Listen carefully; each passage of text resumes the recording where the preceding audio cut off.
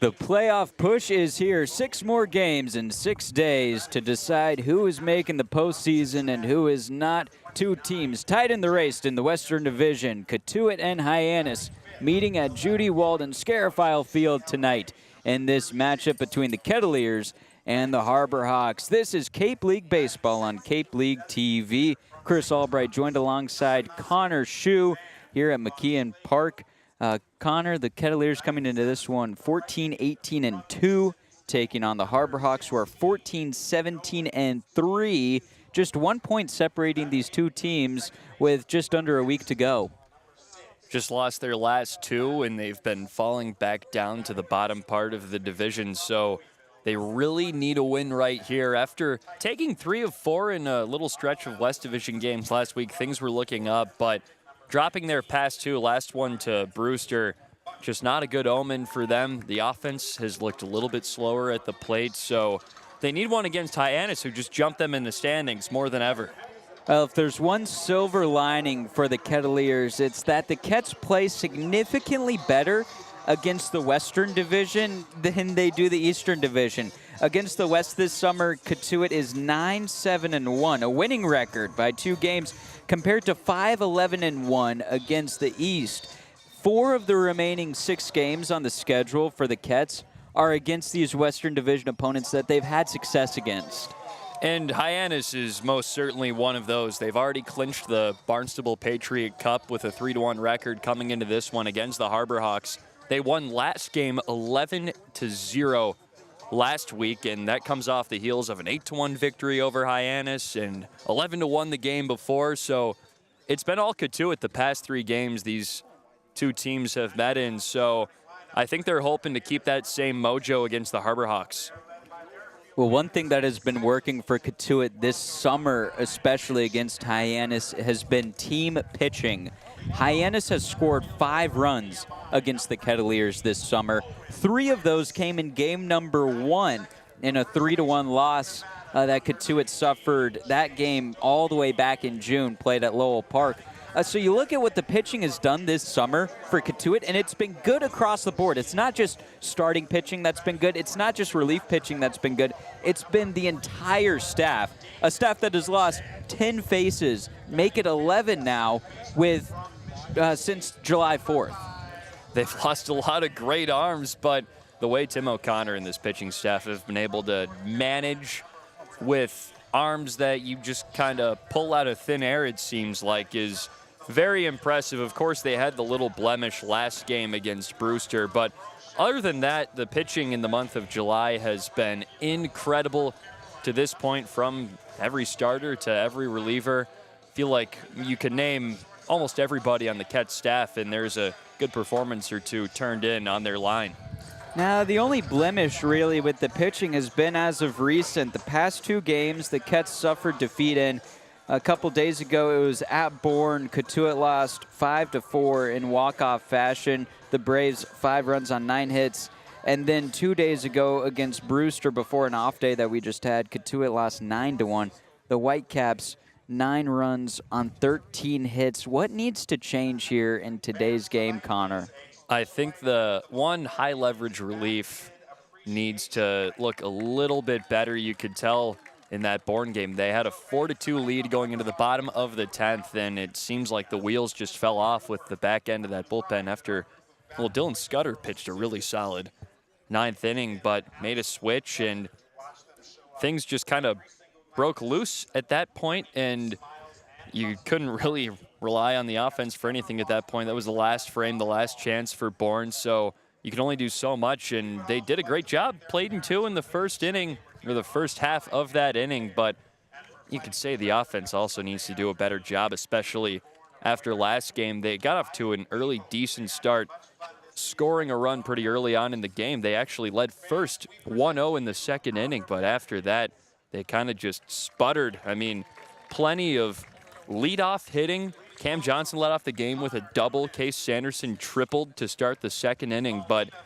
it seems like they haven't really been able to follow the leadoff man, and it's all about trying to string together hits after hits, and that's what I think has been the big bugaboo for them lately.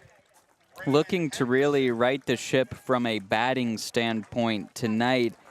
And the first thing that you have to look at for Cotuit is if you're going to attack from a hitting standpoint, you're going to have to attack the starting pitcher. And for Hyannis tonight, that's Mason Russell.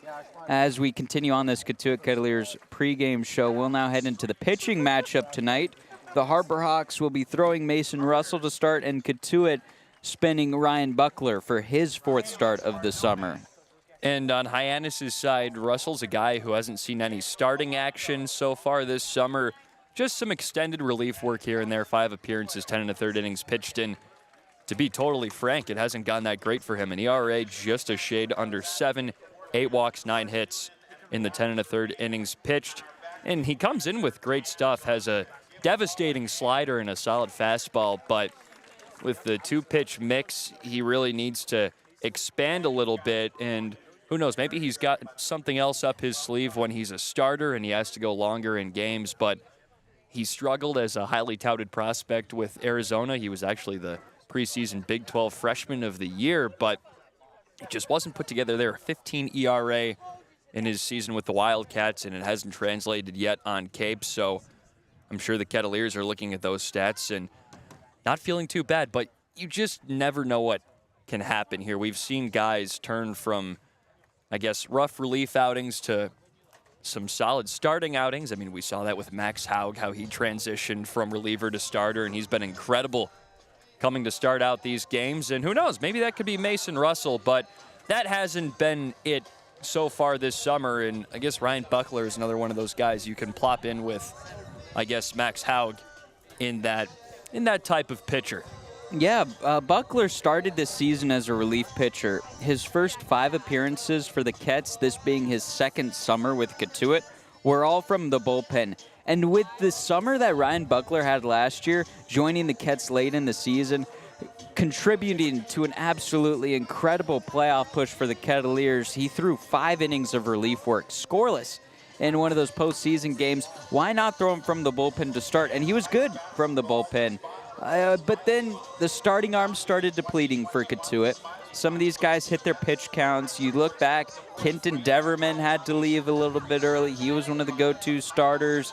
A lot of other names just kind of in there as well, now with a ticket out. So you need guys to step up, and Ryan Buckler was one of them.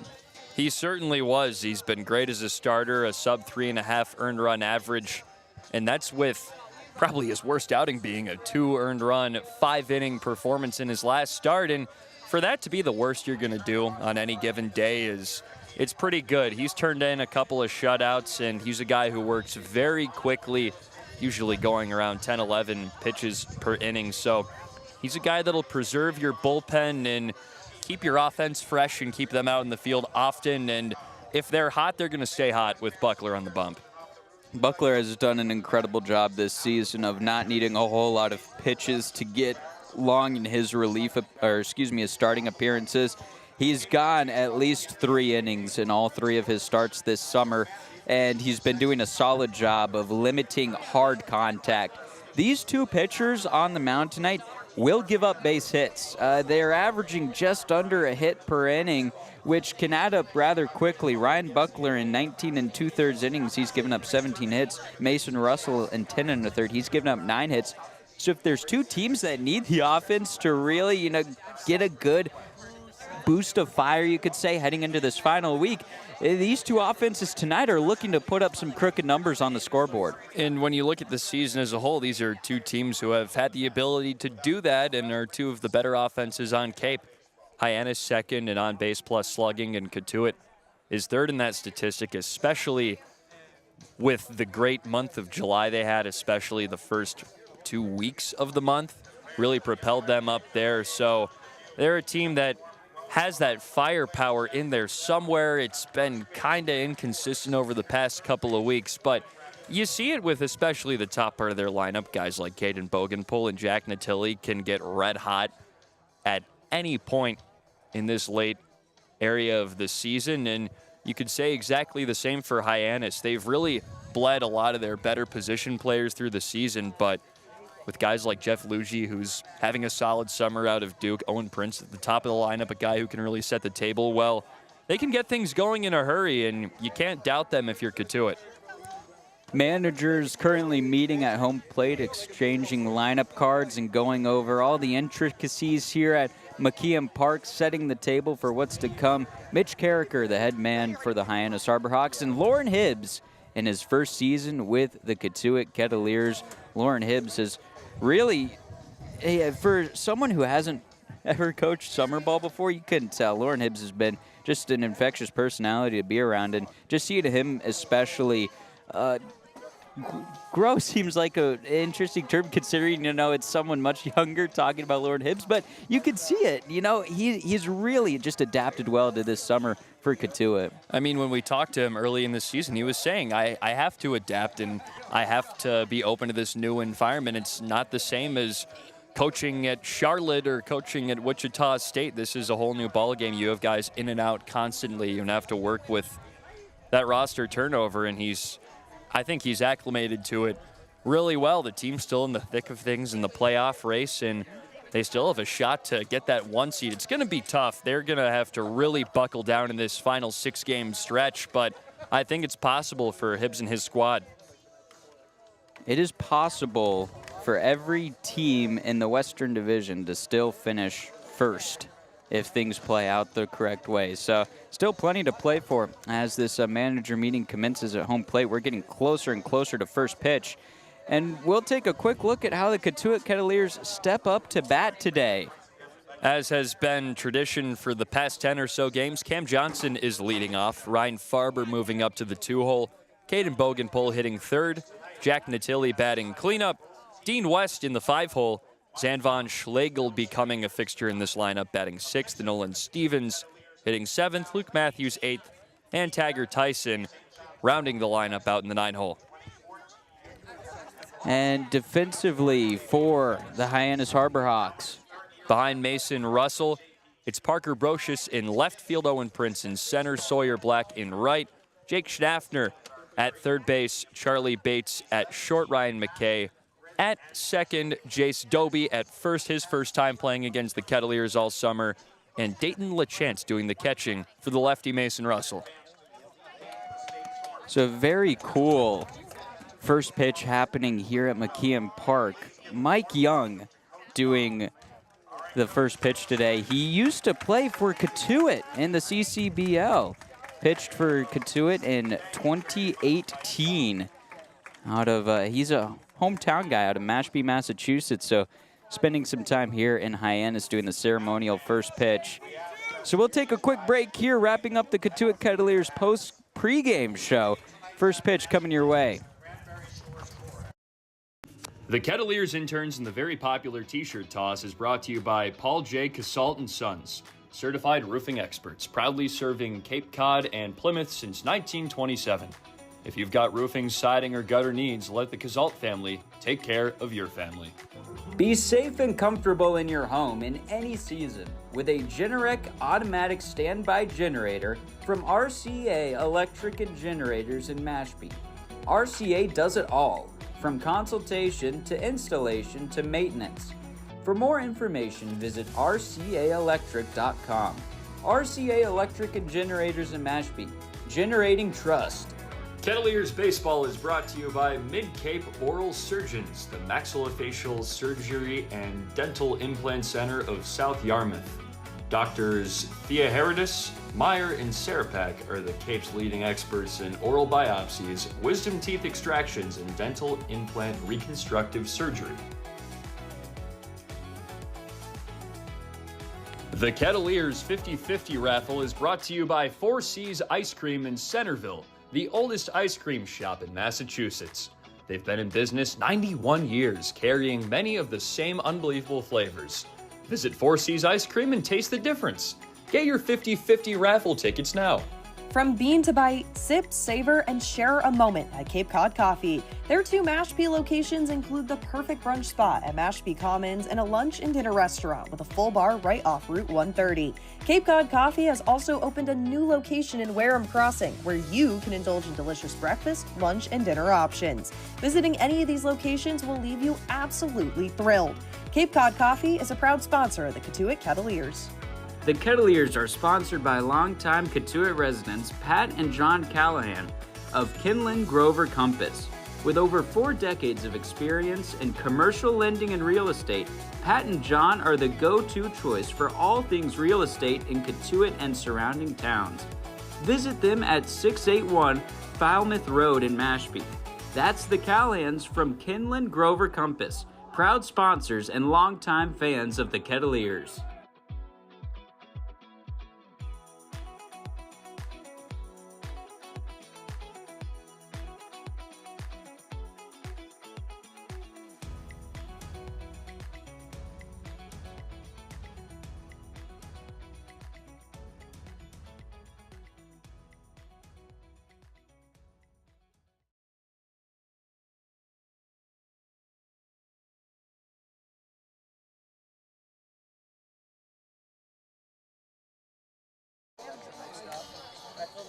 Getting close to first pitch here at Judy Walden Scarefile Field at McKeon Park for this matchup between the Hyannis Harbor Hawks and the Cotuit Kettleers. Two teams battling it out in the Western Division. Cotuit already claiming this season series against Hyannis, winning the Barnstable Patriot Cup for yet another season. And as we get closer to Cotuit coming up to bat, one more time, Connor, how will the Kets step up? Cam Johnson leads off. Ryan Farber follows in the 2-hole. Caden Bogenpole batting third. 4, 5, and 6 goes like this. Jack Natilli, Dean West, Zanvon Schlegel. And 7 through 9 rounding out the order. It's Nolan Stevens, Luke Matthews, and Tagger Tyson. They'll be taking on Mason Russell, who just wrapped up his freshman season at the University of Arizona as a Wildcat. Russell, the southpaw, 6 foot flat, 194. Hometown of Mesa, Arizona. Chose to stay in State 48 for college. Got a bit of a, you could call it slingshot motion on the mound. An arm slot just above, you could say 60 degrees or so. Comes a bit across the shoulder. Not a whole lot of lefties in Cotuit's lineup. Much different than we saw earlier in the season, especially towards the bottom part of the lineup. Von Schlegel, Matthews, and Tyson, 6, 8, and 9, all true right-handed hitters. So a good mix of bats in this lineup today, turned in by Lauren Hibbs. Absolutely, and Cam Johnson has been a revelation at the leadoff spot. He's a guy who's really profiled like that, but the Cats over the course of this season have had an embarrassment of riches in terms of guys who can hit at that spot in the lineup. It was Jaron Vincula earlier in the season. Dean West certainly has the ability to. Even a Luke Matthews, Ryan Farber are guys that you could throw in the leadoff spot and they would produce well, but Cam Johnson has separated himself as that guy. And all credit in the world to Pete Flaherty for building this team for Cotuit, continuing to bring in good guys. First pitch nearly here. Russell's ready on the mound. He's peering over his glove. Johnson ready in the box. The first pitch. A ball upstairs and in to Camden Johnson. 6:04 the start time for this one. It is a balmy 85 degrees. Looked at the high temperature today. It was close to 90 degrees here on Cape. 1 ball, no strikes, the count. Here's the pitch. Johnson takes again a strike at the top of the zone. Could call it near the black letters across the maroon uniform that Cotuit is wearing today. Those numerals surrounded with a white trim, white pants with thin maroon pinstripes. The 1-1. Swung on and swiped foul. Back to the screen behind home plate. Tall screen going from nearly foul pole to foul pole. Well, foul pole down the left field line. It stops a bit more abruptly down the right field line here at McKeon Park. High light poles with hawk's nests on top. 1 ball, 2 strikes. Here's the pitch. Breaking ball, tagged foul right into the third base dugout. You talk about those foul poles. The one down the left field line, it's only 324 to the pole, and we only saw that used once last time we were here. Jackson Willits, previously on Hyannis, hit one over there, but Cats didn't need it. Rentaro and Andrew Wiggins both went yard over the right field fence. 1-2 still the count. A deep breath from Russell on the mound. The lefty rocks and delivers a fastball outside. Count evens at 2-2. Russell this season, through 10 1/3 innings pitched, he's allowed 9 hits, 8 runs, all of those earned, 8 walks to only 3 strikeouts. 2-2. Wave and a miss from Camden Johnson, and that ball gets away from the catcher LaChance. He has to throw down to first, and it's not in time.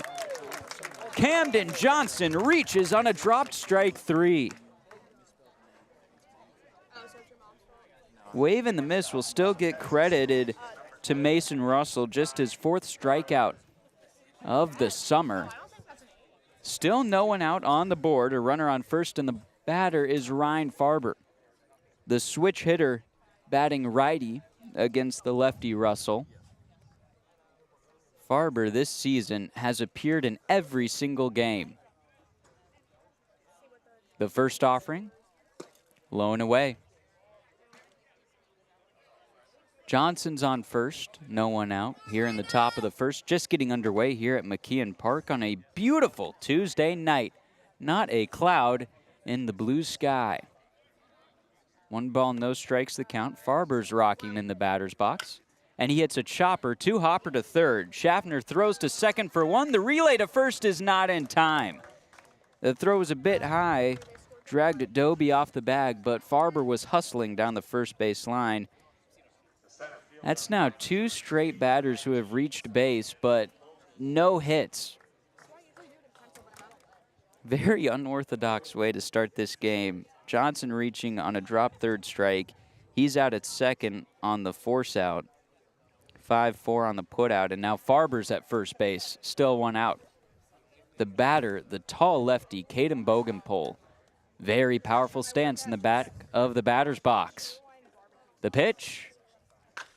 Bogenpole tags one high in the air towards right field. Going back black, and it's gone! Bogenpole with a 2-run shot puts Cotuit up 2-0 here in the top of the first. And you remember what we were talking about before the game. Bogenpole could get hot at any time, and we see that swing right there that was all over the place at Missouri State this past spring. He can drive it a long way. Coming into this contest, Cotuit had hit 1 home run in the last 11 games. That 1 home run was a grand slam off the bat of Jack Natilli against Hyannis the last time. And boy, is that good to see from Bogenpole. Jack Natilli takes a first pitch strike, middle of the zone, at the belt. Natilli, the cleanup hitter, won't have to clean up anything right now after Bogenpole cleared the bases on a towering blast to right. 0-1. Swing and a miss. Had some high heat from Natilli. Count 0-2. 2 runs on 1 hit. Everyone has reached base in a very unorthodox top of the first here for Cotuit. The 0-2.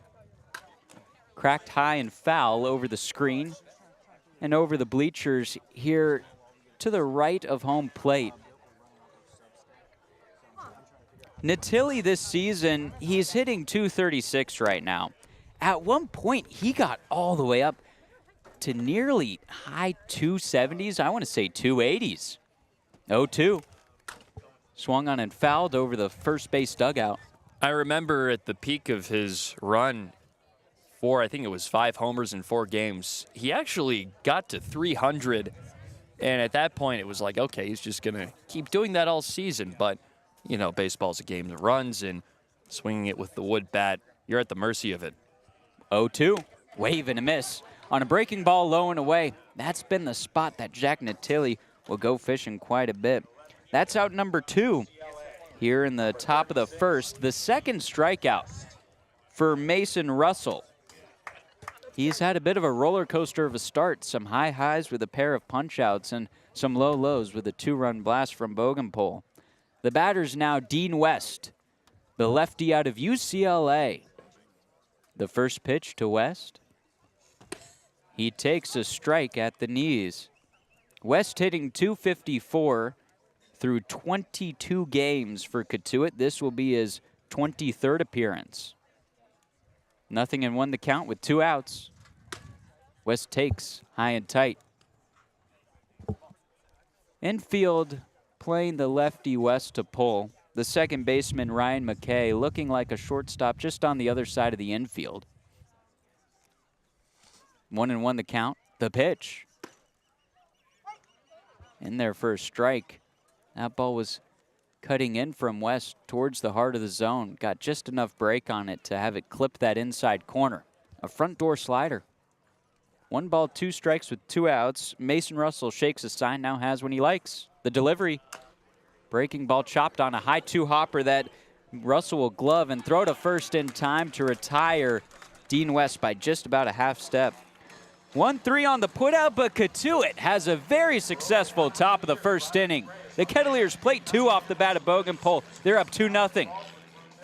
Here at the Mass State Lottery, we know there's no bigger win than the $1 billion we provide each year to support all 351 cities and towns in Massachusetts. Now that's how we all win. The Mass State Lottery. Welcome to the state of winning. At Cape Cod Healthcare, we're committed to excellence and compassion in everything we do, like helping people maintain their active lifestyles. Our innovative orthopedic program combines advanced techniques and leading-edge technology with highly specialized teams, including our nationally recognized Center of Excellence for Joint Replacement. Our focus is getting you back to doing the things you love, in the place you love. The Center of Excellence and the quality of care that we can deliver makes all the difference to the patients. They understand that they can get the best care right here on Cape Cod. We're offering 0% for 60 months on CAT's new lineup of compact track loaders. That's 0% for machines that have been redesigned from the ground up. 0% for new features and big comfort. Nice cab, heated seat, great machine. 0% for more power and performance. Picked up a big 4,000-pound block like it was nothing. 0% for work tools too. But there's a 0% chance this offer will last. So contact Milton Cat before there's 0 time left.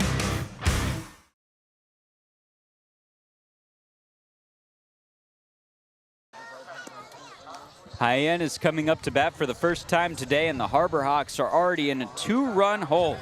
Connor Shue, how will Hyannis step up to bat today? Leading off, it's Owen Prince, the center fielder from VMI. Then it's Jace Doby, the first baseman, his first time playing the Kettleers. Jeff Lugie, the DH, batting third. Dayton LaChance in the cleanup spot, the catcher. Ryan McKay, the second baseman, batting fifth. Jake Schaffner, sixth. Parker Brocious, Sawyer Black, and Charlie Bates rounding out the order for the Harbor Hawks. The Harbor Hawks wearing their all-white home uniforms, but pinstripes on the top and the bottom, thin orange pinstripes, and then a orange Hyannis H in the upper left corner of the chest part of the jersey, orange numbers on the back. I will say it's a pretty nice look. Tricolor ball caps, blue, white, and orange.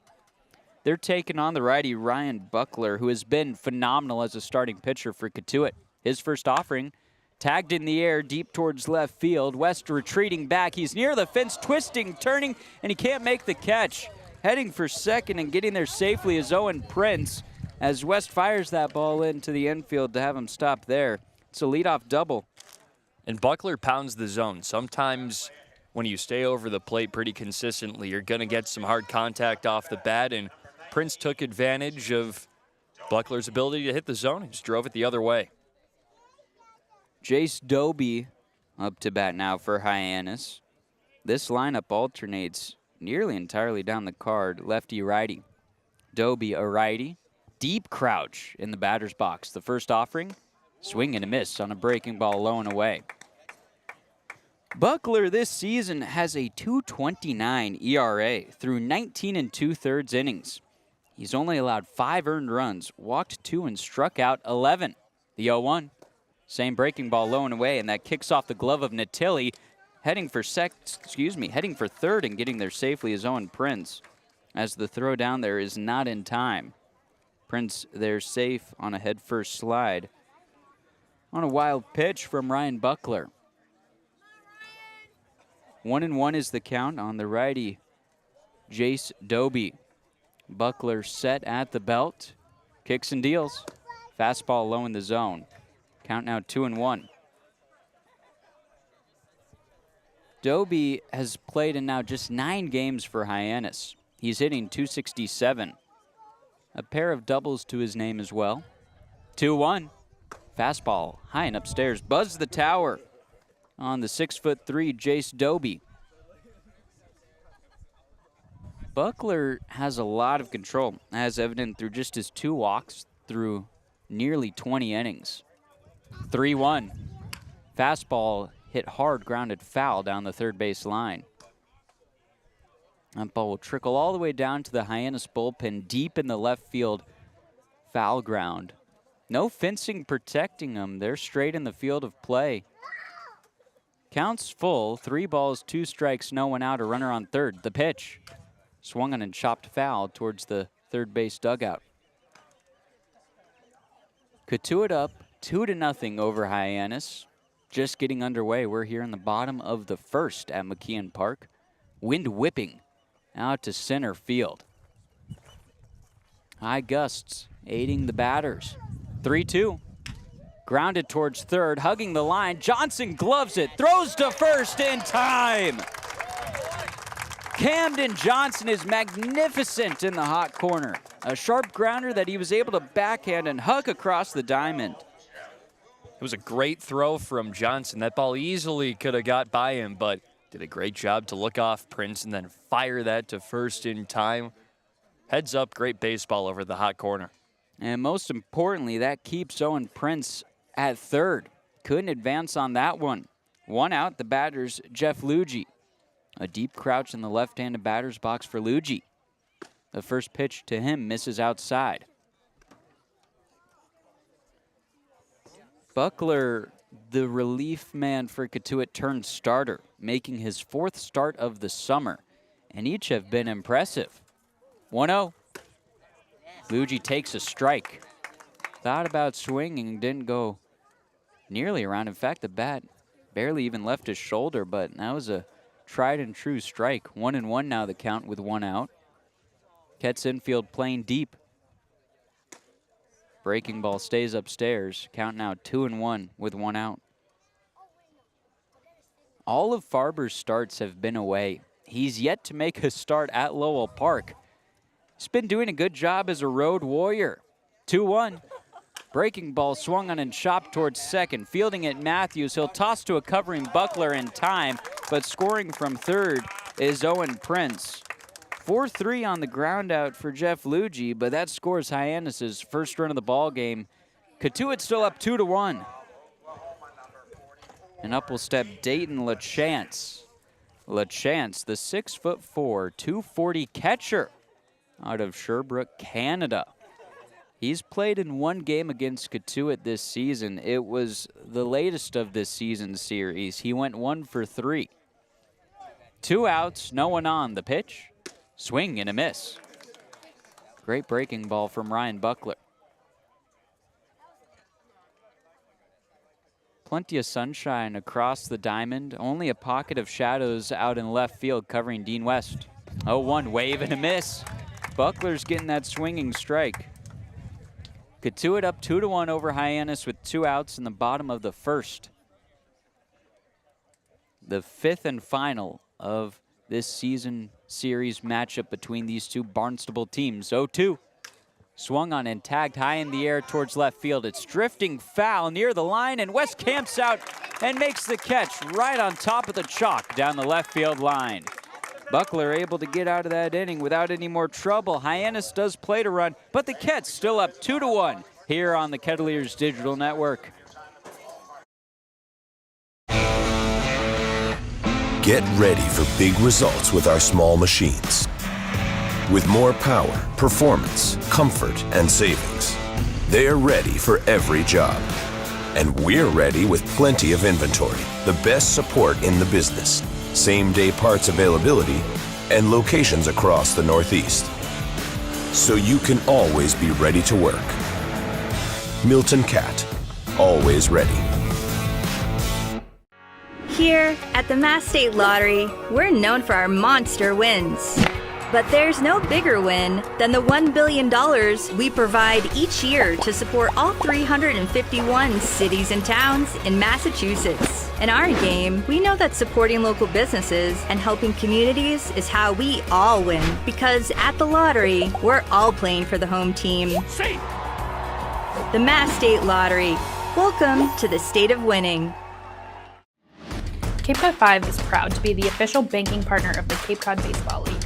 Cape Cod 5 offers a broad range of financial products and services tailored for every stage in your financial journey. Reach out to us. We're here to help.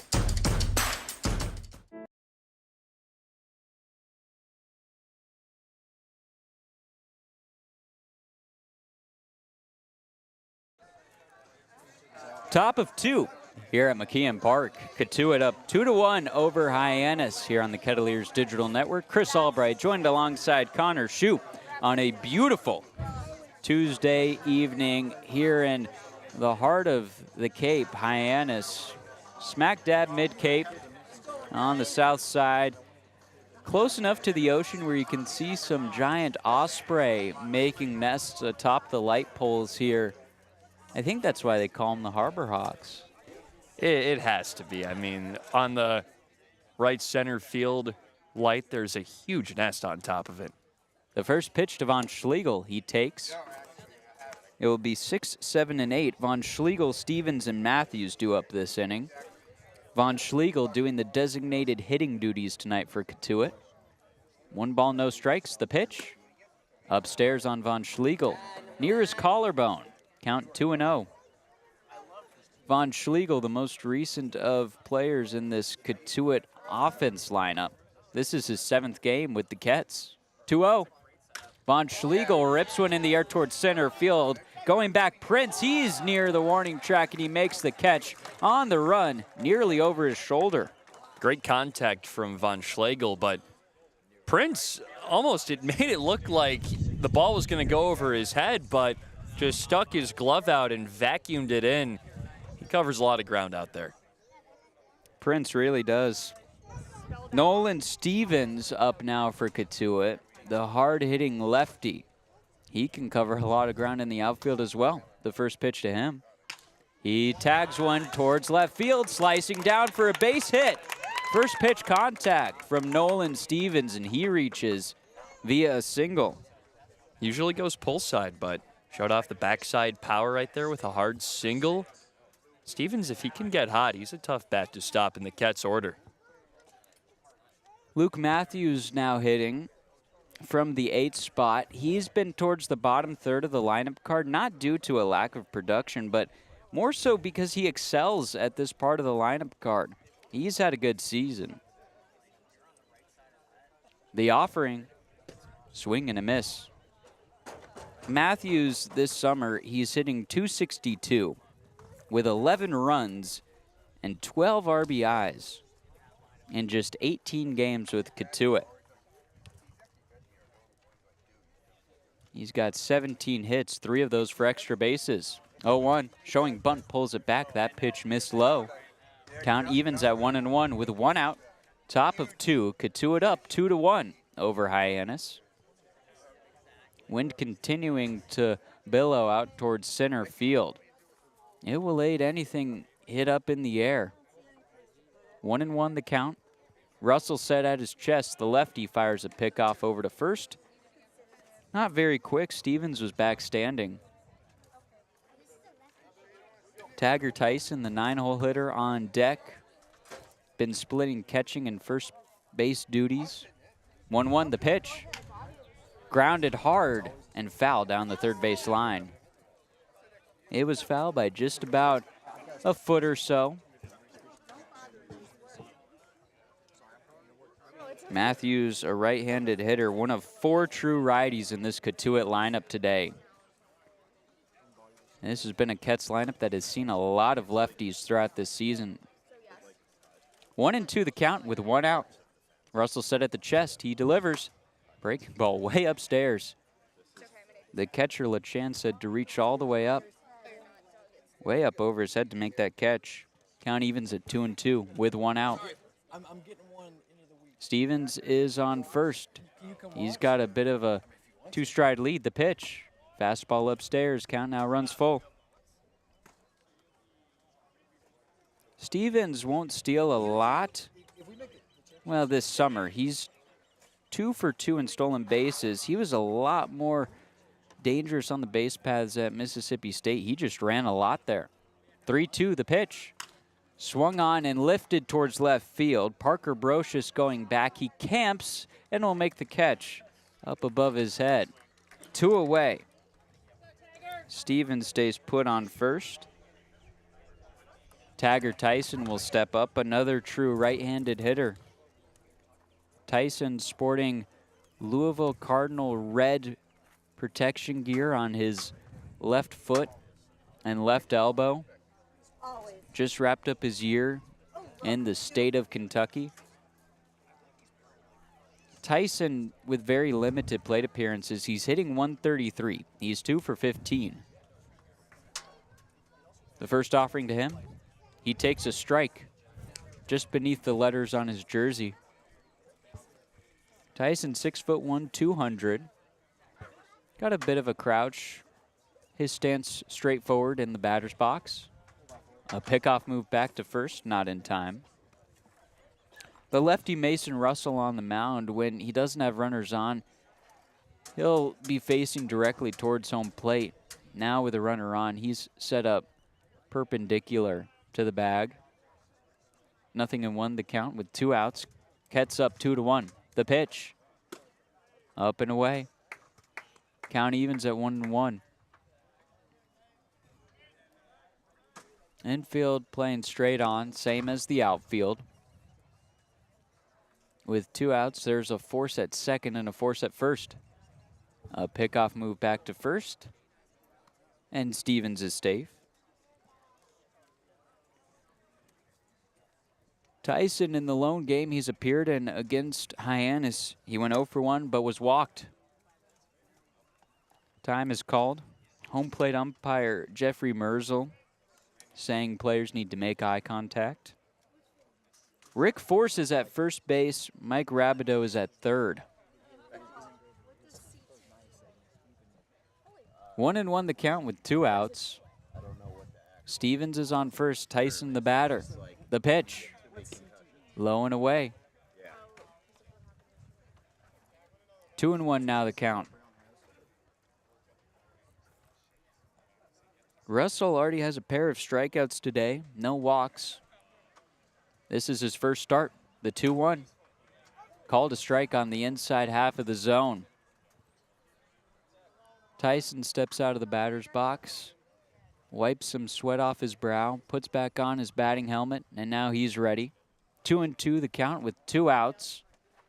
Gets up 2-1. Russell has his sign set at the chest. He rocks. Now is set. The delivery swung on, and it's a soft dribbler towards second. McKay will glove it. Throw to first in time to beat out Taggart Tyson, who was hustling down the first base line.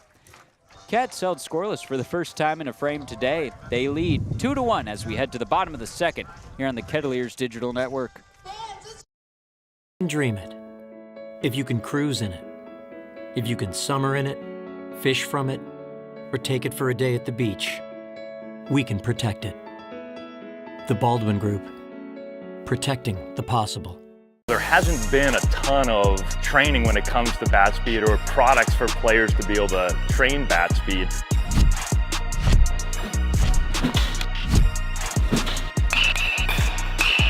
You can improve your bat speed and reach your goals working 10 to 15 minutes a day on this a couple of times a week. That's a no-brainer for every player.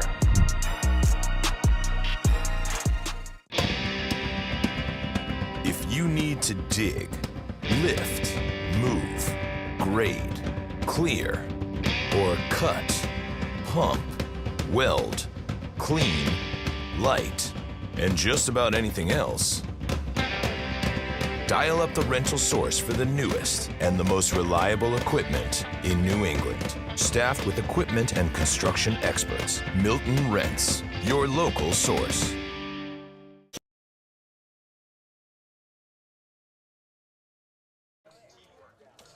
Kettleers up 2-1 over Hyannis here on the Kettleers Digital Network. Bottom of 2, Ryan Buckler out for his second inning of work. Gave up a lone run in the first inning. It was aided by Owen Prince hitting a leadoff double, but other than that, Buckler able to retire 3 straight with some groundouts and a flyout. That's the name of his game. It'll be 5, 6, and 7 due up Ryan McKay, Jake Schaffner, and Parker Brocious. McKay, a lefty. He'll be followed by Schaffner, a lefty. Then Brocious, a righty. The pitch. Ripped back up the middle, and that will trickle into center field for a base hit. Both hits today from Hyannis have been when the Harbor Hawks were attacking the first pitch. Prince's leadoff double was on the first pitch from Ryan Buckler. McKay's single on the first pitch. Jake Schaffner now up. The lefty, 6'2", 195, wrapped up his season with North Dakota State. A pickoff back to first, not in time. Schaffner this season, he's hitting .306 through 23 games. He's got a crouch in his stance. The pitch, wave and a miss on a breaking ball. Buckler pulled the string on that one. Schaffner's scored 16 times this summer. That leads the Harbor Hawks roster. 0-1. Swung on and fouled back over the screen and out of play. Count now 0-2.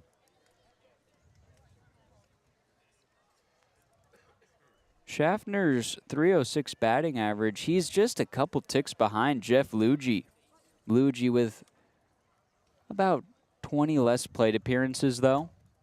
Here's the 0-2 with no one out. Low in the zone. Count 1-2.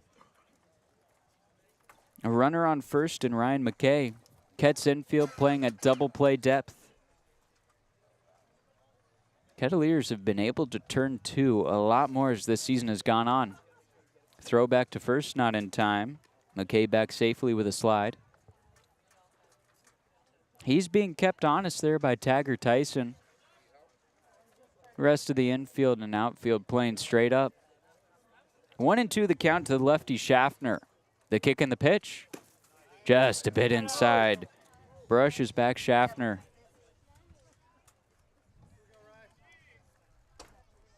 Two and two the count.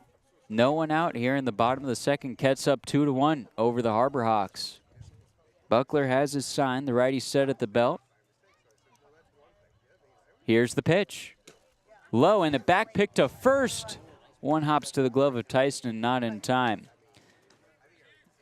That fastball was just a bit low and in. Count now 3-2.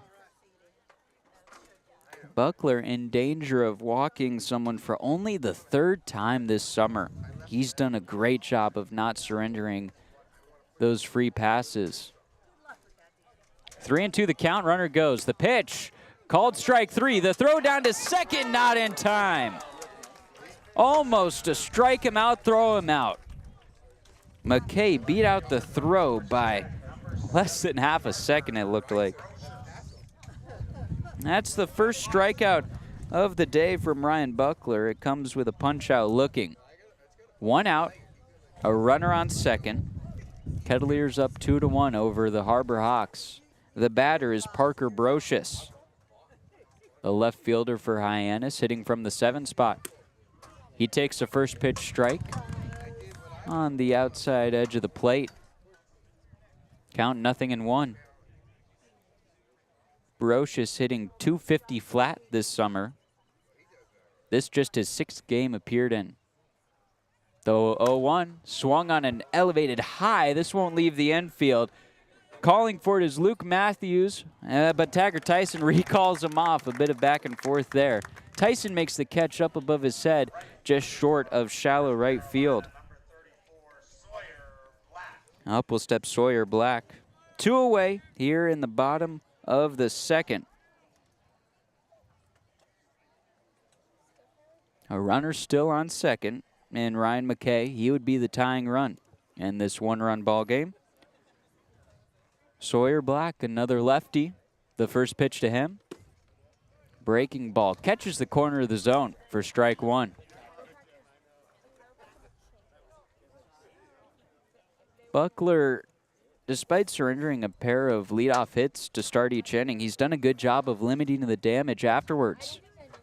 He checks the runner, 0-1, just a bit away. Count evens at 1 apiece. 6:35 local time. Sun's still up. Shadows beginning to creep across the infield, but the lights are on here at McKeon Park. Can see them beginning to warm up. 1-1 the count with 2 outs and a back pick to second. Buckler at the last second electing to try to pick off McKay. Farber had to scamper over there from his shortstop position to field that throw. Everyone's back to normal now. The second baseman Matthews playing deep in the pocket. 1-1. Swung on and blasted towards right center field. Stevens will go back, look up, and that ball is gone. A deep 2-run home run into the trees in right center field. About 360 over the fence. It cleared it by a good 20 or so feet. Hyannis takes a 3-2 lead over Cotuit. Well, we talked pregame, Connor, about how these two teams desperately needed some offense, and here we are. It's only the second inning, we've already seen a pair of home runs. 5 runs total between the two teams as well. You can tell the pitchers are starting to get a little tired as this season goes on, and the offense is getting more desperate come playoff time. The first pitch, called strike on the inside corner to Charlie Bates. He's the end cap of this Harbor Hawks lineup card. Bates this season hitting .241. The 0-1, he takes a wave and a miss at count, now 0-2. Bates this season has appeared in every game against Cotuit. He's 1 for 12 in those games with 5 punch-outs. Counts 0-2. The pitch swung on and chopped foul towards the first base dugout of Cotuit. 2 outs here in the bottom of the second. Hyannis now with a 3-2 lead. The Harbor Hawks have scored 3 unanswered after Cotuit put a 2 spot in the top of the first inning. 2 strikes, the pitch. Just a bit low. 1-2. Bates, 6 foot flat, 190, out of Palo Alto, California. The lefty with an all-natural looking wood bat. The 1-2. Chopped foul again, connecting on that low breaking ball. Count will stay at 1-2 with 2 outs. Ket's infield playing maybe a half step to their lefts for this lefty, Charlie Bates. Bit of a gap up the middle. 1 ball, 2 strikes. The pitch sails high. A fastball that was well up above the head of home plate umpire Jeffrey Merzel. Jack Natilli leapt from his crouch to field that one. Count now even at 2-2 with 2 outs, no one on. Here in the bottom of the second, the pitch.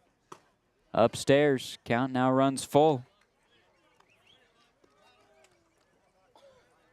Taggart Tyson and the rest of the infield shouting some support to Ryan Buckler, telling him win it. Payoff pitch with 2 outs. Here it comes. Swung on and grounded. A 1-hopper to the glove of Farber. He gloves and throws to first in time. 6-3 on the putout. Hyannis scores a pair of runs. In the bottom of the second, the Harbor Hawks lead 3-2 on the Kettleers Digital Network. When we see our patient, our philosophy is to not just take care of the isolated pathology or problem that they're here for.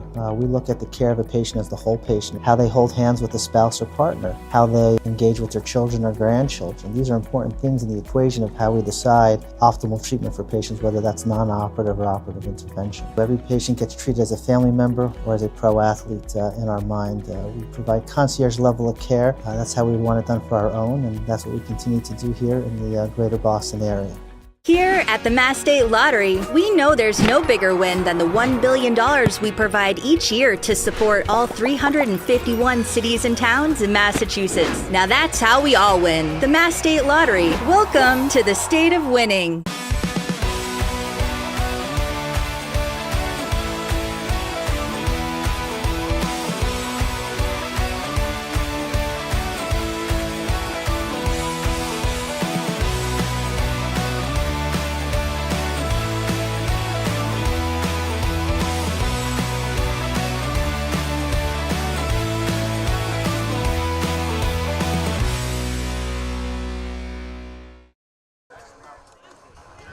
Don't know how long we'll stay this way, but we've got a high-scoring affair here at McKeon Park.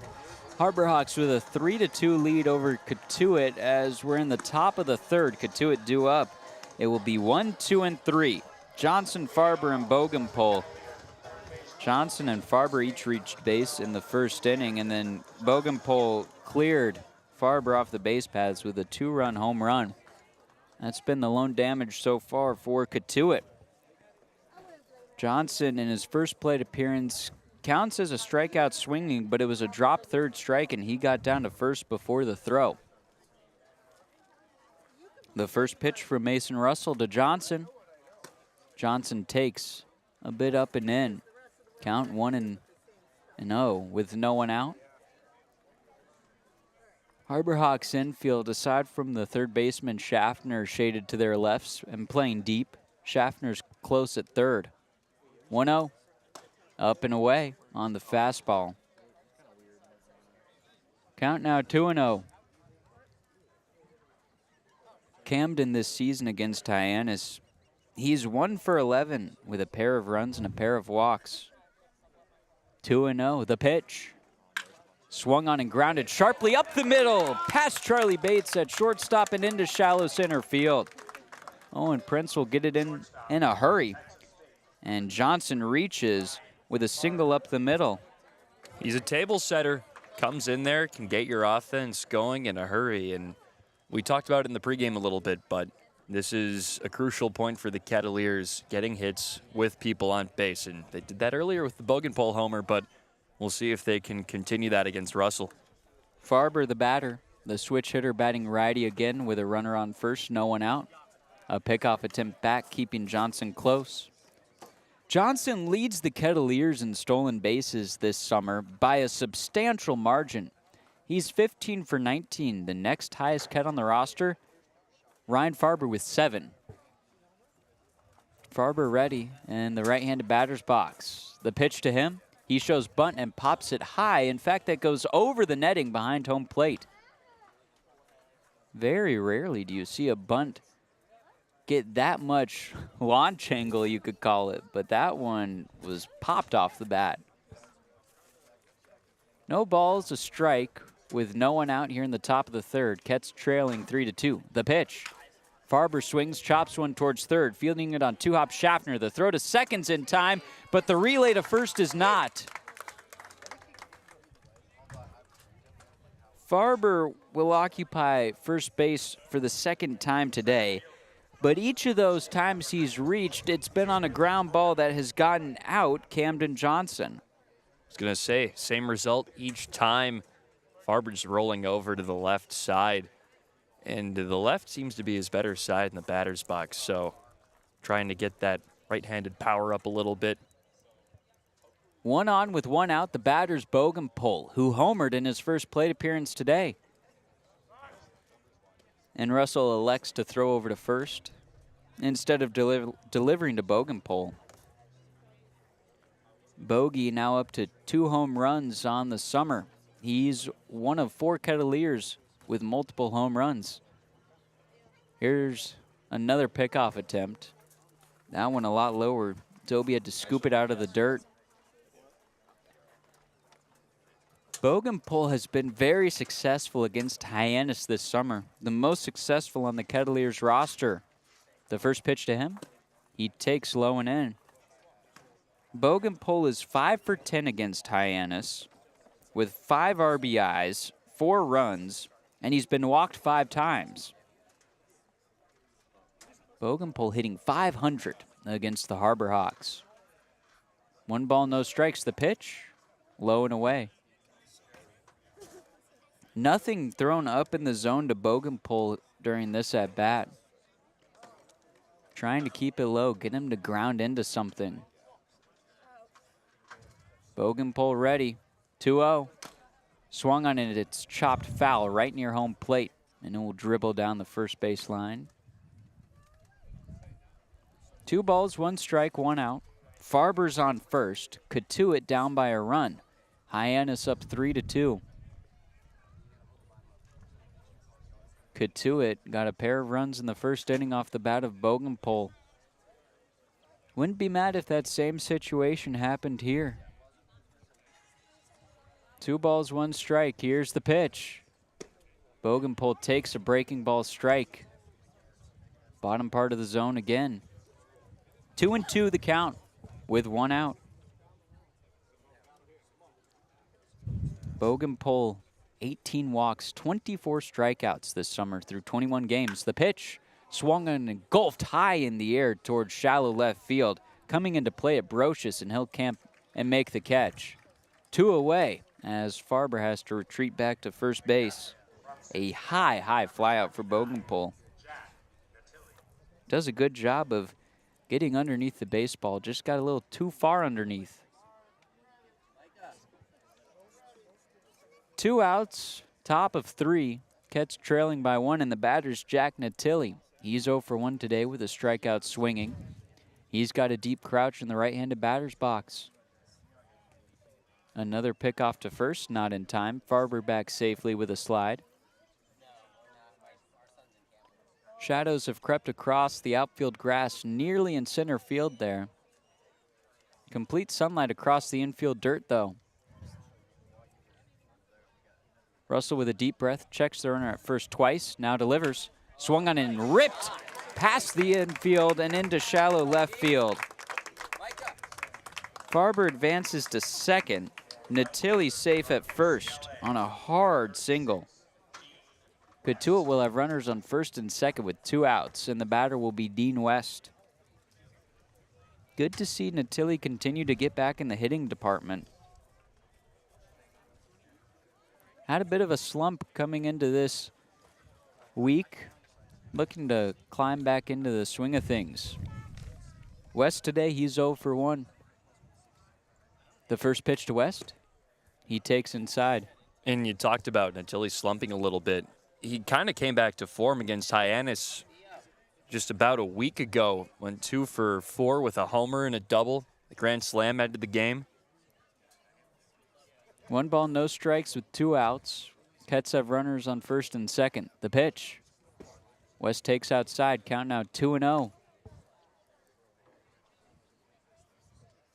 Harbor Hawk infield playing West to pull.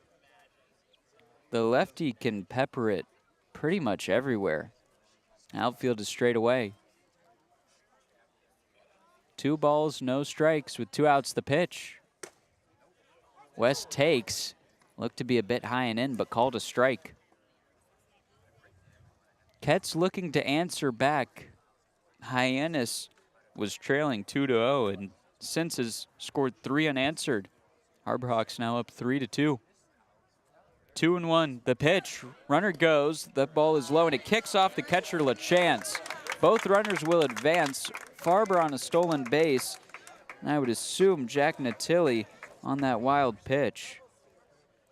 Yeah, you saw him take a late break once he saw that ball skip in the air off of LaChance's glove, and now you're in a great situation if you're Dean West. Just want to flare one the opposite way. 3-1 the count with 2 outs. It's a good hitter's count with 2 in scoring position.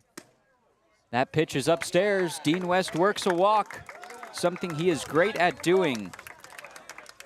Dean has now 18 walks on the summer, compared to only 11 strikeouts. The bases are juiced for Zan von Schlegel. Von Schlegel is 6 for 20 to start his time in a Cotuit uniform. He's got a pair of extra base hits, 4 RBIs as well. The first offering, Von Schlegel takes a strike. Von Schlegel was 0 for 1 today. It was a deep fly out to center. A great play by Owen Prince out there to rob a base hit. The 0-1 swung on and chopped foul behind home plate. Count now 0-2. Mason Russell looking to be unblemished here in the 3rd inning. He's got a lot of trouble with runners at every station for the Kets. Farber's on 3rd, Natilli's on 2nd, West is at 1st. 0-2, here's the pitch. Breaking ball upstairs. 2 outs in the top of 3. Hyannis up 3-2 over Cotuit. Wind shooting out to straightaway center. 1-2, the pitch. Outside, count now even at 2 apiece. Outfield straightaway, infield playing a bit deep. Big gap up the middle. 2-2, the pitch. Inside, Devon Schlegel. Count now runs full. Zan was down in the count 0-2, and his eye has been magnificent at the plate, especially in this at-bat. Full count, 3-2. Here's the pitch with 2 outs. Called strike 3 upstairs. Von Schlegel thought it was a walk, and it should have been. That was upstairs to Von Schlegel. And instead of drawing even on that bases loaded walk, Cotuit will trot back to their dugout. Ket's still trailing 3-2. Hasn't been a ton of training when it comes to bat speed or products for players to be able to train bat speed.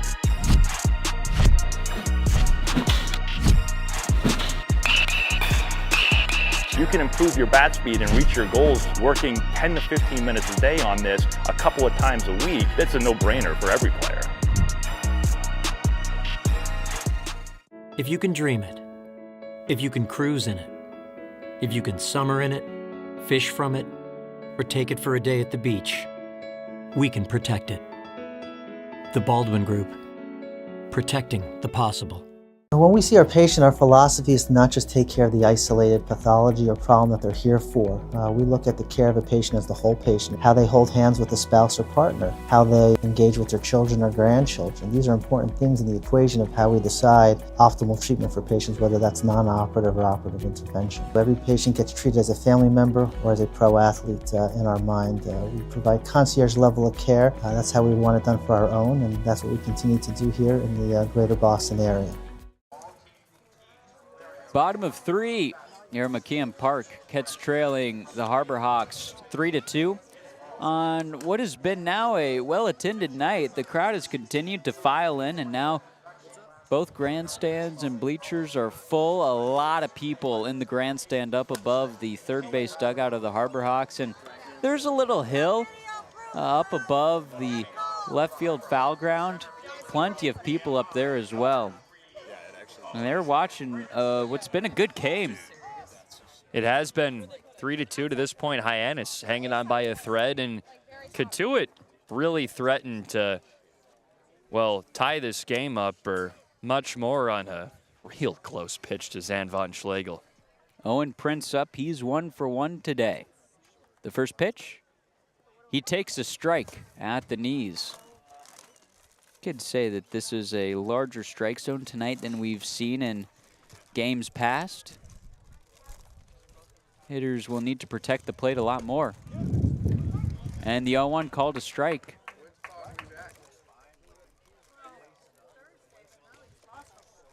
Hitters will have to approach this strike zone swinging at a lot more now tonight. 0-2, the pitch. That one a ball inside, nearly scraping the kneecap of Owen Prince. His double in the first inning was on the first pitch of the game from Ryan Buckler. 1-2, inside. Same breaking ball from Ryan Buckler. Count now 2-2. Buckler up to 37 pitches. Very rare to see from a guy who works a lot of quick innings. 2-2. Swung on and tapped high in the infield, charging, and Farber, he gloves and throws on the run to first in time. Farber charging in right behind the pitcher's mound to make that glove.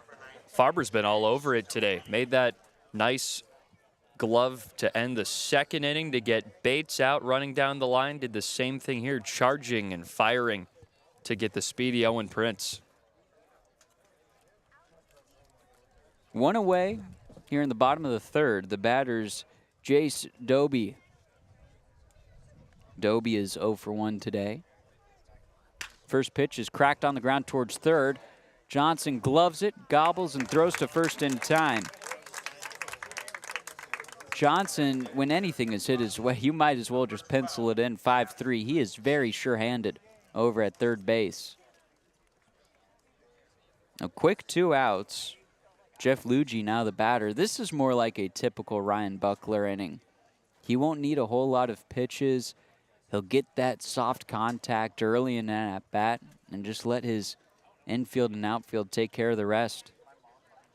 Luigi grounded out in his first plate appearance, but he drove in a run. That was the first run for Hyannis. First pitch he takes, it's a breaking ball low and in. Luigi against Cotuit this year. He's 2 for 9. He has a triple and a run. He's only played in the latter of the games. The 1-0, low and in. Count now 2-0. Only one Harbor Hawk in the lineup card today has appeared in every game against Cotuit, and that's Charlie Bates at the bottom. 2 balls, no strikes, 2 outs. The pitch. Swung on and grounded towards second. Matthews gloves and throws to first. A routine 4-3 put out to end things here in the third. Before we head to the fourth, we'll take a hit from the third member of our team, Brooke Kilgore. Cool little bit of family news out here at Hyannis. Ed Buckler and Jeff Scudder both in the stands tonight cheering on their grandkids, Ryan Buckler and Dylan Scudder, both of which have been crucial additions to the bullpen. Both Ed and Jeff actually played at the junior high down the road and competed here together in their version of the American League. Two also spent several summers working together at various jobs, joking how they've spent a little too much time together. Now that Ed just celebrated his retirement, the two marvel how they both were here at some point playing on the same field that their grandkids are playing on right now. Fun fact, Ed actually went to school at UConn with former CCBL president Judy Walden Scarafile, in which the Hyannis field is currently named after. Back to you guys. Thank you, Brooke. We'll take a quick break here on the Kettleers Digital Network. Ket's trailing Hyannis 3-2. Make sure to stop by Mid-Cape Oral Surgeons, the maxillofacial surgery and dental implant center of South Yarmouth. Doctors Theo Hardees, Meyer, and Sarah Pat are the Cape's leading experts on oral biopsies, wisdom teeth extractions, and dental implant reconstructive surgery. For more information, visit rcaelectric.com. RCA Electric and Generators in Mashpee, generating trust. Their expert the team Kettleers treats everything from sports injuries to everyday wear and tear, helping patients of all ages get back to what they love. Their expert team Boston treats Hand and everything Shoulder from sports is now on injuries the to Cape. everyday wear and tear, helping patients of all ages get back to what they love. For Boston all Hand of and your Shoulder hand is now and on the upper Cape. extremity Call needs. 617-965 Call to the Bullpen Bullpen is brought to you by Beacon Gardens, Osterville's premier garden center. You'll find everything you need to beautify your home at Beacon Gardens, where quality products and excellent customer service makes them Osterville's premier garden center. Visit Beacon Gardens on Osterville, West Barnstable Road. Top of 4 on a beautiful night here on Cape. 83 degrees, not a cloud in the sky, but it's pretty humid. The sky is a lot lighter of a blue. In fact, it's a little more gray down the closer you get to ground level, and I would assume that's just the dense, humid air. You can smell the salt sitting right here from the ocean, and I wouldn't be surprised if it gets a little foggy here later. Ooh, fog watch. The batter is Nolan Stevens. He swings at the first pitch, and that's deep towards center field. Going back, Prince, and it's off the wall. Settles at the base of the wall, and Stevens is into second standing. A deep double. I thought he had a homer off the bat of that one. That ball just jumped off of Nolan Stevens' bat, and I thought that was headed for the trees out there in dead center, but dropped right before the 379 foot marker out there. Man. We'll call that fly ball 377 feet because it was right near the fence. Landed at the bottom half of it, and there will be a pitching change now for Hyannis. Mason Russell's night is done after 3 complete innings. We'll take a quick break and tell you about the new arm for the Harbor Hawks after this break. Hasn't been a ton of training when it comes to bat speed or products for players to be able to train bat speed.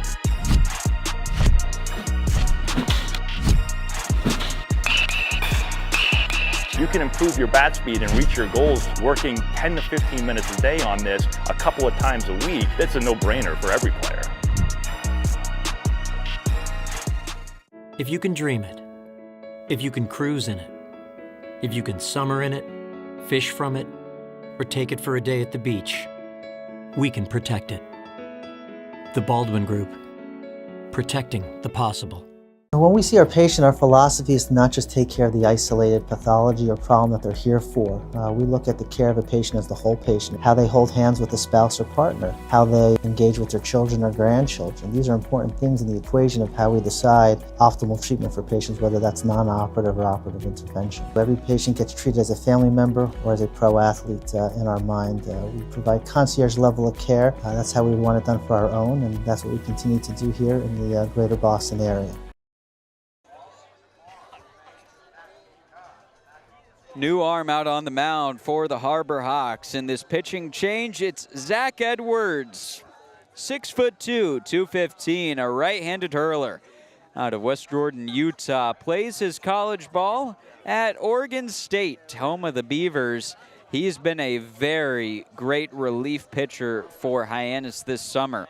He's currently sporting a 2.19 ERA through 7 appearances. This will be his 8th, and all have been from the bullpen. He's twirled 12 in the 3rd innings, allowed 9 hits, 3 runs, all those earned, walked 4, and struck out 14. He's averaging nearly 10 1/4 strikeouts per 9 innings, so we'll rack up those punch-outs. He enters the ball game right after Nolan Stevens blasted a double off of Mason Russell. That home run was about 2 feet away from clearing the center field fence here at McKeon Park. We were talking during the break. You could call that a home run at YD. You could call it a home run at Bourne, and you could call it a home run at Yankee Stadium. So if Nolan Stevens ever finds himself in the pinstripes in New York City, you know, he'll be blasting home runs seemingly nonstop. Zach Edwards has wrapped up his warm-up pitches. He stares down Luke Matthews. Taggart Tyson on deck. Matthews, 0 for 1 today, had a fly out to left field. Here's the first offering to Matthews from the righty Edwards. Fastball swung on and lifted towards right field, hugging the line, and it slices just a bit foul. If that ball's not slicing, that's landing right on the line. Extra bases for sure for the speedy Matthews. He'll have to pick up his lumber as he makes his way back to the right-handed batter's box. Matthews this summer, in his 17 hits, he's had a pair of doubles and a triple. He's got blazing speed out there. Nothing and 1 the count with no outs. The pitch. Matthews shows bunt, attempts at it, but can't get it. And now Stevens breaks for third. The throw to third, not in time. Matthews showed bunt, trying to advance Stevens, so Stevens took a large secondary lead at second, found himself halfway between second and third, and then the catcher LaTrance tried to backpick him, threw down to second, and then Bates had to relay to third after Stevens broke there and couldn't get there in time. 0-2, swung on soft chopper towards third. Stevens breaks for home. The throw goes home, and now Stevens caught in a pickle. LaChance runs him down, throws back to third, and now Stevens breaks for home again. He'll be tagged out there, and Matthews advances all the way to second after that.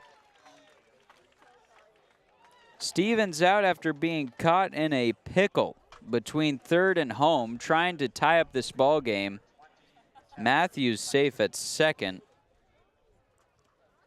We'll call that 5-2-5, and then I think that's where it stopped. 1 out here in the top of the 4th. Cotuit still trailing Hyannis 3-2. Zach Edwards looking to regain some control of this situation.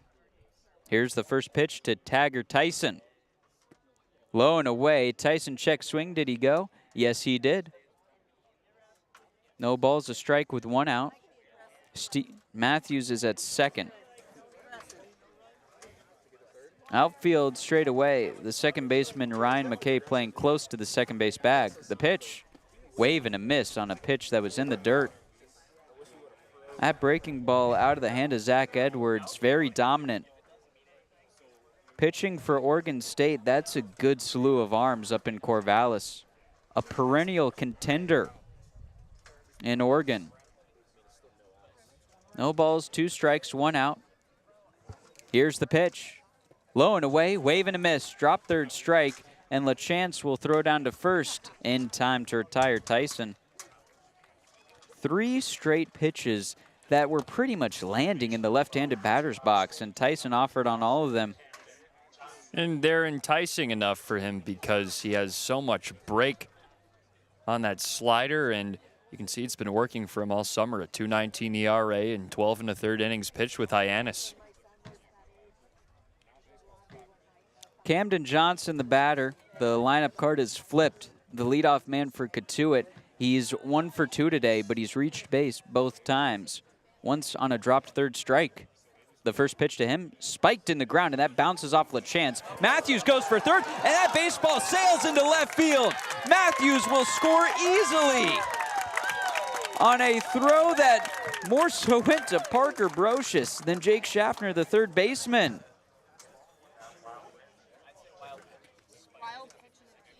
Matthews advances on a wild pitch and then comes home on an E2. Cotuit has tied up this ball game 3-3.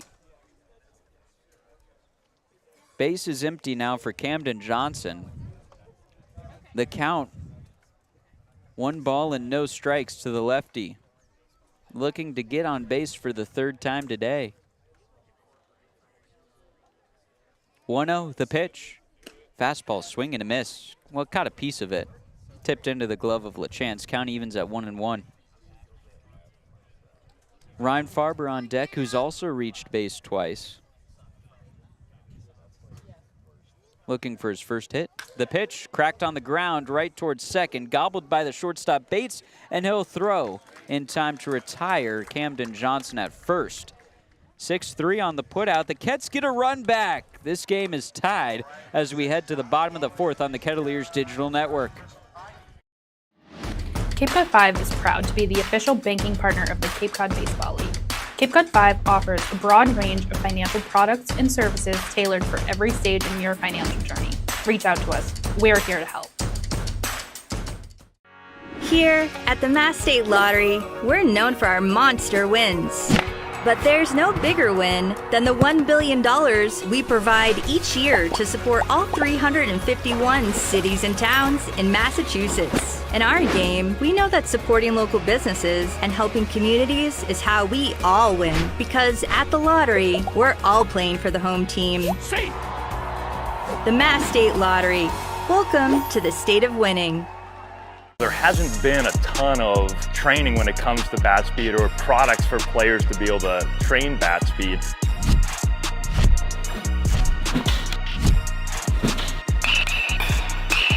You can improve your bat speed and reach your goals working 10 to 15 minutes a day on this a couple of times a week. That's a no-brainer for every player. If you can dream it, if you can cruise in it, if you can summer in it, fish from it, or take it for a day at the beach, we can protect it.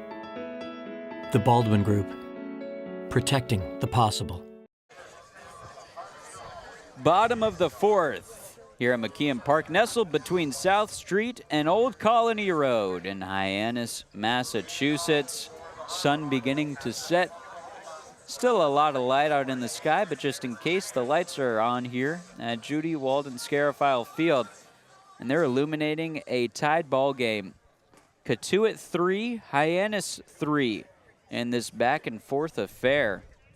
Due up for the Harbor Hawks this inning, it will be Dayton LaChance, Ryan McKay, and Jake Schaffner. The catcher ready in the right-handed batter's box. Ryan Buckler out for his 4th inning of work. The first pitch of the inning. Fastball just a bit outside. 1 ball and no strikes.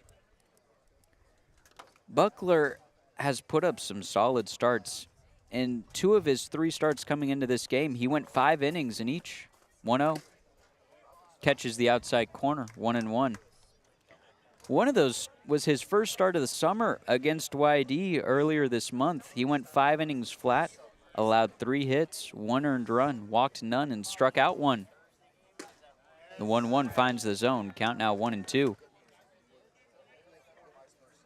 In Buckler's latest start, he also went 5 innings.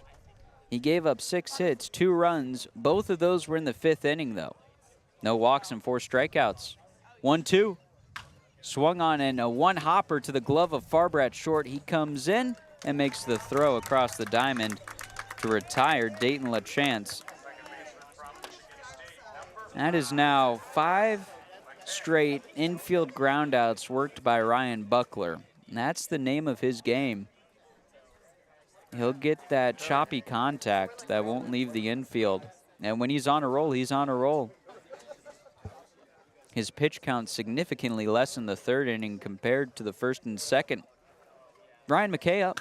He swings at the first pitch and lines one out to right field. Coming in to play it, Nolan Stevens, and he makes the catch up by his shoulder. McKay on a bit of a liner out to right. There's now 2 away. 3-3 the score in this one, bottom of the 4th. The batter will be Jake Schaffner. Ryan Buckler 1 out away from going 1-2-3 for the 2nd time in his many innings. Schaffner's 0 for 1 today. He was struck out looking. The pitch, up and away. 1 ball, no strikes. In the 3rd, Ryan Buckler only needed 9 pitches to get out of that inning. His first time below 10 pitches today. 1-0. Fastball low. Pops out of the glove of Natili. Count now 2-0 with 2 outs. No one on. Corner infielders for Cotuit. Playing a step in. Middle infield, normal depth. Ryan Farber, he always plays deep at shortstop. His heels are in the grass in the outfield. 2-0 the pitch. Breaking ball in there for a strike. Great pitch from Buckler. 2-1 the count on Jake Schaffner, the 3rd baseman with a deep crouch. 2-1 the pitch. Swing and a miss on a pitch near the toes of Schaffner. Filthy out of the arm of Buckler. He's got a really good changeup and doesn't get a lot of swing and miss, but when he does, it's usually when he drops that one out of the zone. 2 balls, 2 strikes, 2 outs. The pitch, swing and a miss from Ryan Buckler. Back-to-back 1-2-3 innings. A punch out to end the 4th. Cotuit tied with Hyannis 3-3. We're heading to the 5th on the Kettleers Digital Network.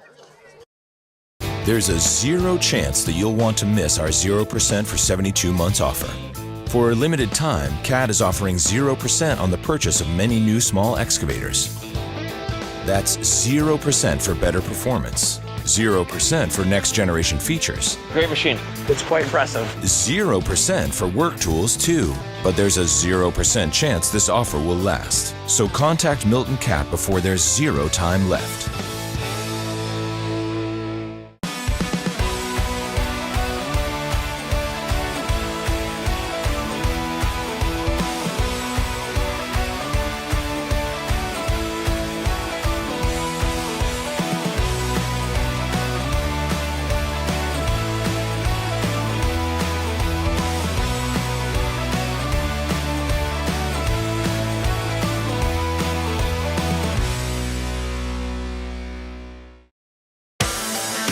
One source has it all. The pros' go-to rental choice for the newest and most reliable equipment for any job. One source that has a team you can rely on, the people and a name you trust, with the tools you need. One source with a location near you and wherever the work takes you. Milton Rents, the right equipment when and where you need it.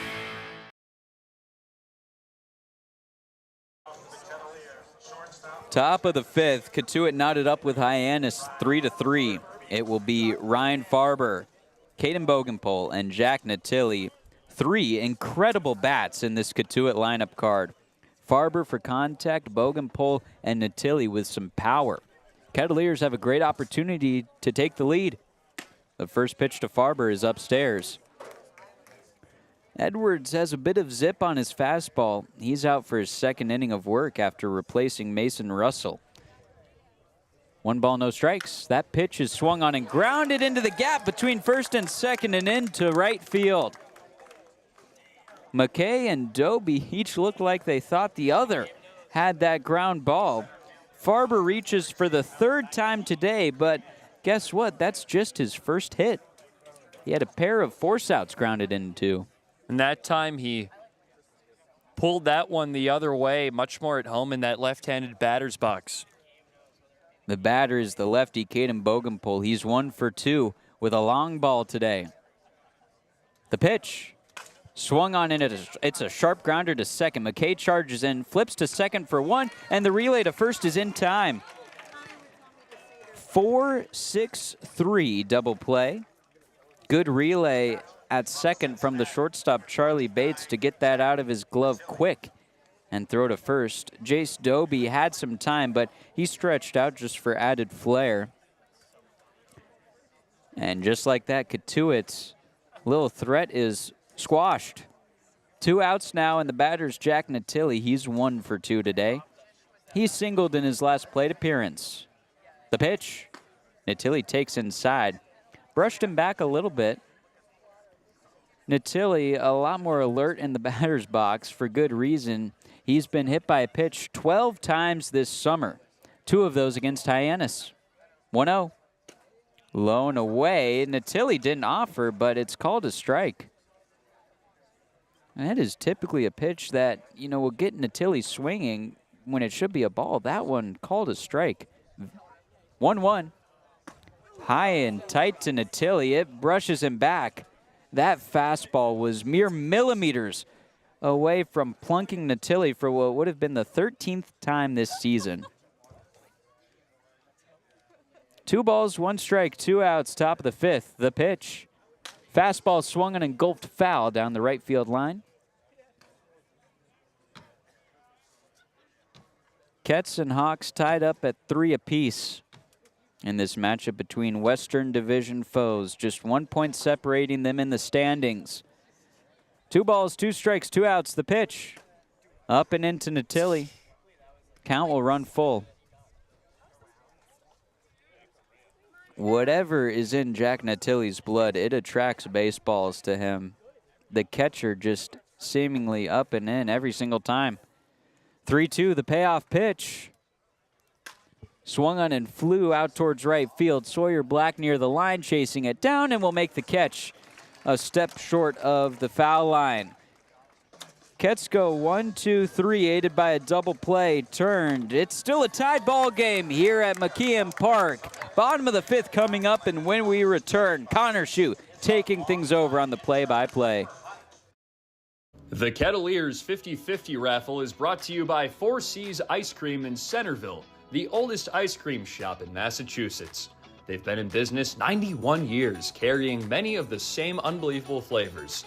Visit 4 Seas Ice Cream and taste the difference. Get your 50-50 raffle tickets now. From bean to bite, sip, savor, and share a moment at Cape Cod Coffee. Their 2 Mashpee locations include the perfect brunch spot at Mashpee Commons and a lunch and dinner restaurant with a full bar right off Route 130.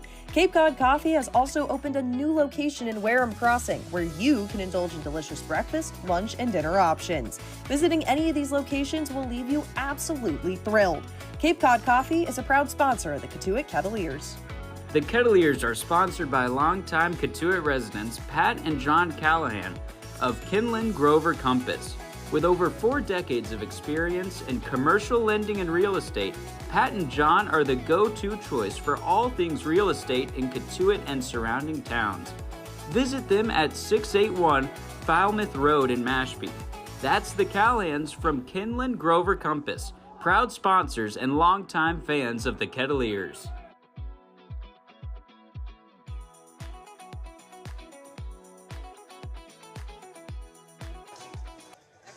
It's the bottom of the 5th here at McKeon Park. I'm Connor Shue, joined by Chris Albright and Brooke Kilgore on the microphone today. Ryan Buckler still out there, the starter for the Kettleers, entering his 5th frame of work. Allowed 3 runs through the first 3, but he's coming off back-to-back 1-2-3 frames.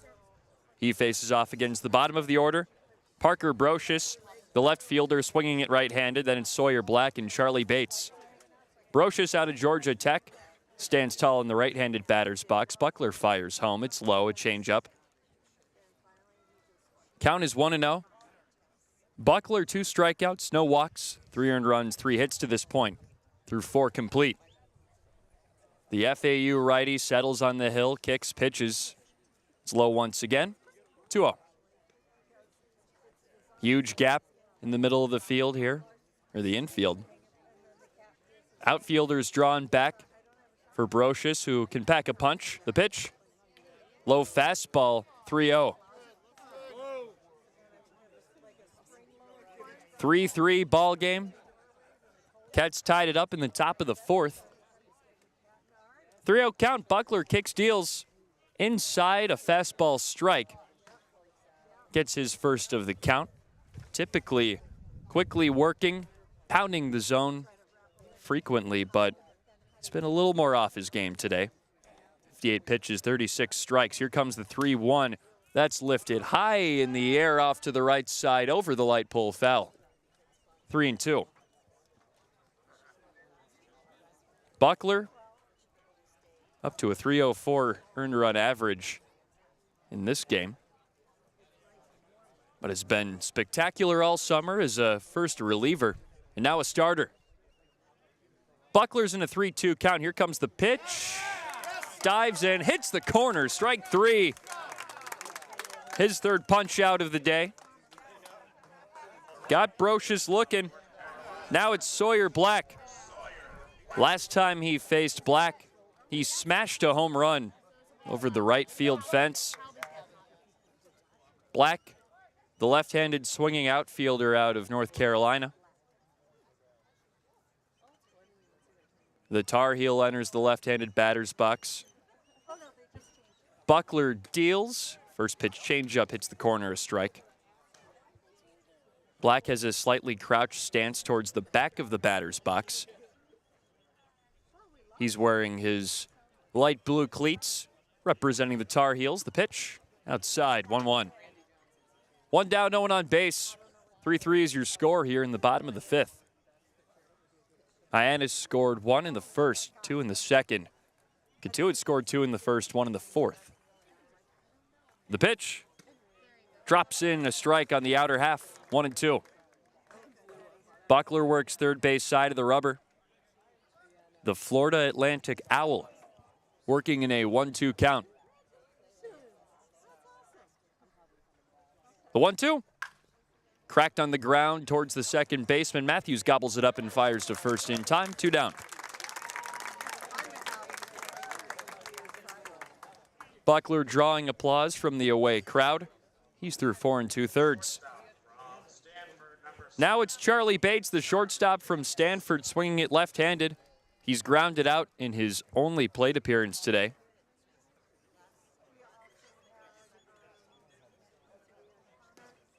Bates, before this game, 1 for 14 on the summer against Cotuit through the 4 games these two teams have played. Drove in a run. The pitch draws Bates just off the plate. So a 1-0 count. Bates, the shortstop from Stanford, teammates with Kettleer Luke Lavin at school. The lefty bouncing up and down off his front foot in the left-handed batter's box, chops one foul to the right side of the backstop. Count draws even. It's 1-1. Buckler returns to the hill. Lights are on here at 7:24 local time as we're hitting dusk. Sun is setting well behind the stadium. Sun is done. That's it on the ground to first, past the glove of Taggart Tyson and past Matthews all the way out to Stevens in right field. That's a 2-out hit for Charlie Bates. It looked like Tyson thought that one was going to take a couple of bounces up into his glove. He had it up off the ground, but that ball just stayed low, hugged the dirt, and got underneath everything. 2-out base runner is Charlie Bates. We'll see if they score that one a hit. It squirted just below the glove of Tyson over at first.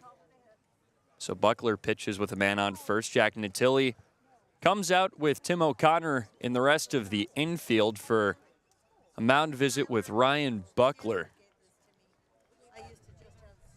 This could be the end of the line for him. 2 down, 1 base runner here in the bottom of the 5th. It's a 3-3 ball game. So just a check, and that hit was scored an error on Tagger Tyson. So Charlie Bates officially reaches on the E3. So Buckler still only allowing 3 hits in this one, and this is not the end of the line for the Owl. Tim O'Connor returns to the dugout. Everyone else back to their positions, as does Jeffrey Merzel back to his home plate spot. Well, Buckler's just 1 out away from going 5 complete innings for the 3rd time this season. That's 3 of 4 starts for the reliever turned starter. All of those coming on the road. He faces off against the leadoff man as there's a throwback to first not in time. Owen Prince batting left-handed, playing a good center field. He's 1 for 2 with a double today. Robbed Zanvon Schlegel of a base hit earlier. The pitch. First pitch strike. Hits the top of the zone. Runner on first is Bates. 2 down in the bottom of the 5th. Cotuit 3, Hyannis 3. Each team jockeying for postseason position. Buckler into his motion. Drops one on the dirt. It's 1-1. Buckler, the 6'1" right-hander. Started his career at Virginia Tech, now at FAU. Comes set at the belt. The kick and the pitch. Low fastball gets the corner, 1-2. Kids trying to come back into this one. Tied up 3-3 earlier. They were down 2-3, but scored the tying run in the 4th. The go-ahead runs on first here in the 5th. Buckler, the 1-2, swinging a chopper past Buckler. It knocked his glove out of his hands. A throw to first draws Tyson off the bag. Great effort from Matthews, though, who dove to his knees to make the play. That ball was hit right back up the middle, and Buckler tried to fling his glove up, but on his follow-through, he was kind of facing away. And when he did, his glove just flew up in the air. Just a really all-around bit of a wonky play, you could say. So 2 on with 2 down, and this is the end for Ryan Buckler. Tim O'Connor out there to the mound with the whole infield. So situation, 3 runs Cotuit, 3 runs Hyannis here in the bottom of the 5th with 2 down, 2 base runners. New pitcher incoming for the Kettleers is Jonathan Edelman. We'll tell you more about him momentarily.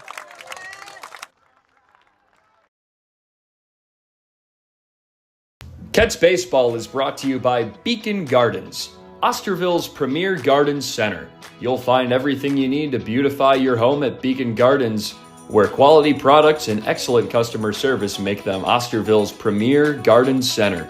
Visit Beacon Gardens on Osterville and West Barnstable Road.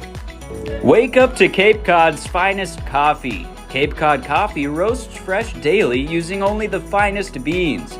With a wide variety of options, from light to dark, flavored to decaf, there's something for everyone.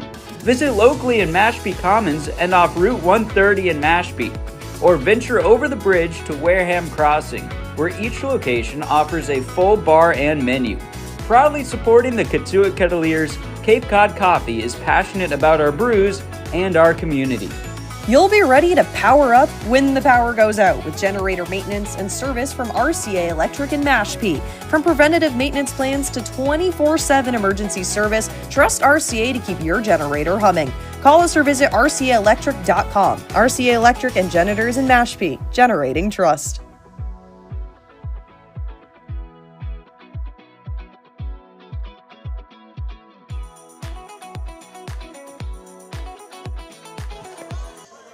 New pitcher is Wyatt Halverson, the right-hander, coming in with 2 on, 2 outs here in the bottom of the 5th in a 3-3 ball game.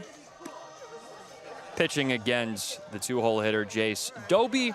Prince is on first, Bates is on second. Ryan Buckler's final line pending the 2 base runners. 4 2/3 innings pitched, 4 hits, 3 runs. All of them earned, no walks and 3 strikeouts. Despite the early runs allowed, he was pretty good, Chris. He really was. Buckler's been incredible as a starting pitcher this summer. He's done a good job of keeping his pitch count low, which has led him to go extended innings. I mean, you look at what he's done. 3 out of the 4 outings, he's gone past just 4 flat innings. I mean, there's not much more you can ask for a starting pitcher in a summer league, which is just eat up innings, keep the score close, and Buckler did those 2 things tonight. Halverson, also known as Connor Smythe on Twitter, last appeared against Hyannis on the 24th. He went 3 scoreless. Halverson, his first pitch, tagged on the ground towards second. Matthews gobbles it up, throws it to first in time. We're through 5 complete. 3-3 ball game. Halverson gets him out of the jam. We're going to the top of the 6th, 3-3. Beacon Gardens is a proud sponsor of the Kets, Osterville's premier garden center. Located on Osterville, West Barnstable Road, Beacon Gardens prides itself on quality products and excellent customer service. Check out their tremendous assortment of garden products. That's Beacon Gardens, Osterville's premier garden center. Boston Hand to Shoulder, trusted orthopedic specialist for athletes and everyday people, is your go-to team for Boston's professional athletes and people across New England. So if an injury is slowing you down, Boston Hand to Shoulder is now on Cape Cod. Call 617-965-HAND for all your hand and upper extremity needs. Go Cats! Need an ice cream fix this summer? Stop by the 4 Seas Ice Cream in Centerville, the oldest ice cream shop in Massachusetts. They've been in business 91 years, carrying many of the same unbelievable flavors. Visit 4 Seas Ice Cream and taste the difference.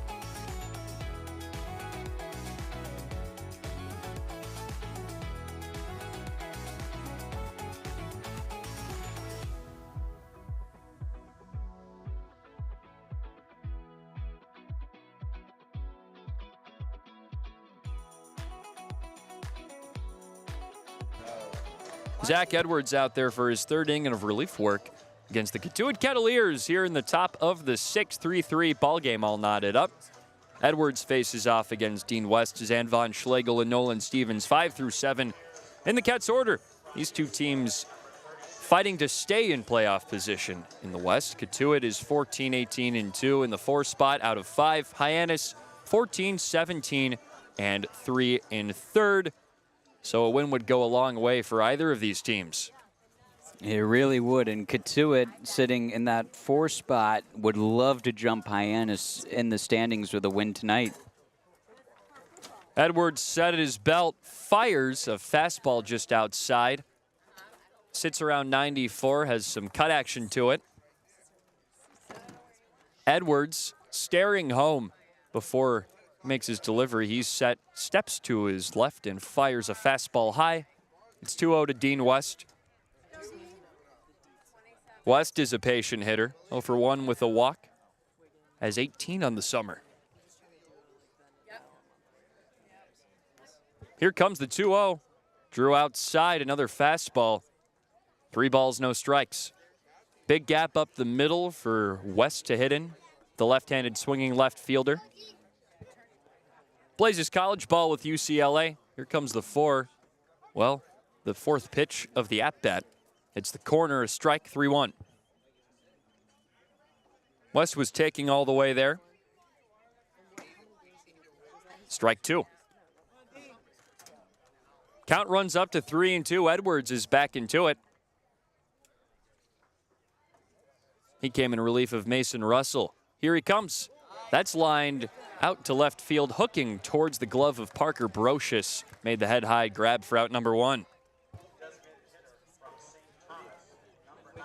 Now it's Zanvon Schlegel.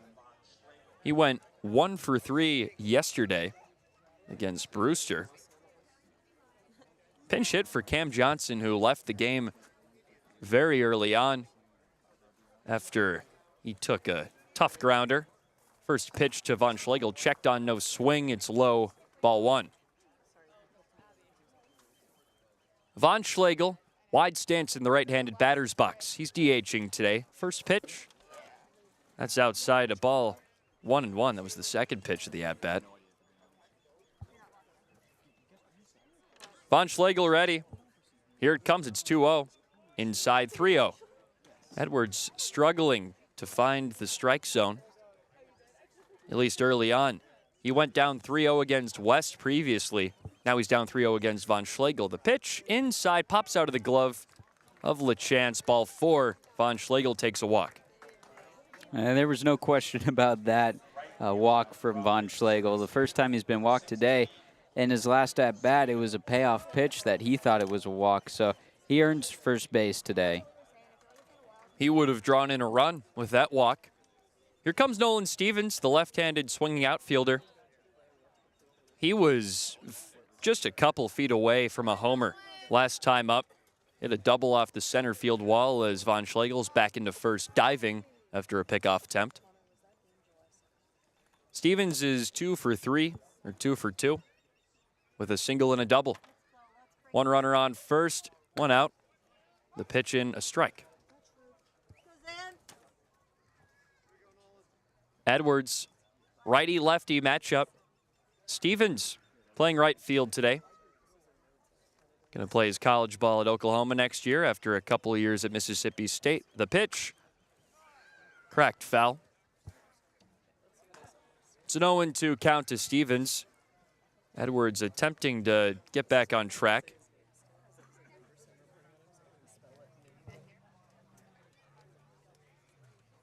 Stevens, a good glove out and right. He's made plenty of nice grabs out there. Packs some power as well. The throw down to first, not in time. Stevens, 2 homers this summer as well. 12 runs driven in. Edwards kicks and fires out of the stretch. Low a ball. Count up to 1-2.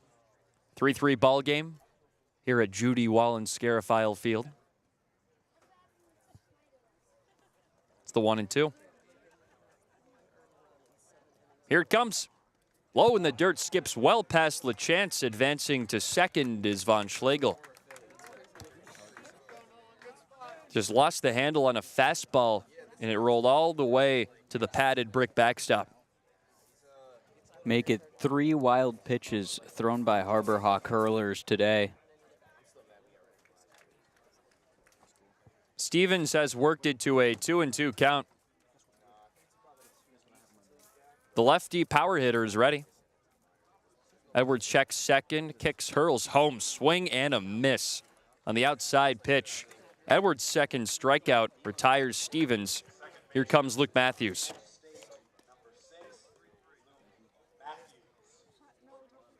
Matthews, the second baseman, swinging it right-handed, reached once today on a fielder's choice and came around to score on a wild pitch.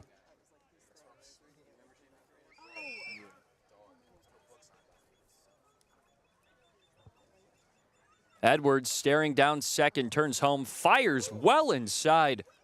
Matthews had to spin away from it. Counts 1-0. Nice yellowish hue to the sky past the left field fence as the sun sets here in Hyannis. Edwards, the pitch, spiked, but Matthews swung on it. 1-1. It's a 1-1 count with 2 down. Von Schlegel on second. 3-3 ball game here in the top of the 6th. Matthews ready. Edwards takes a long check, a second, fires, swing and a miss on the fastball. Matthews, a lot of swing and miss off of that hard-cutting fastball out of the arm of Zach Edwards. The Beavers locked in a 1-2 count with Luke Matthews. The kick and the pitch, swung on, tapped foul, straight back.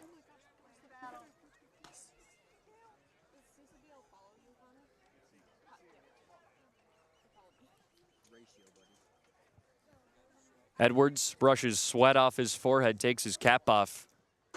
He retakes the slab. Still in a 1-2 count with Matthews, fighting a couple pitches off. He steps off and takes time.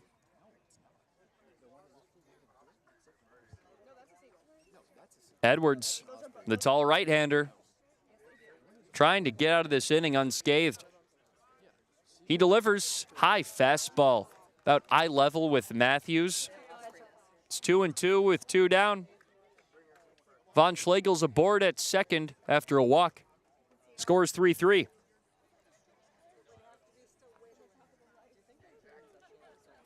Edwards, the pitch. Lined softly out to right field, making the grab. Chin high was the first baseman, Jace Doby.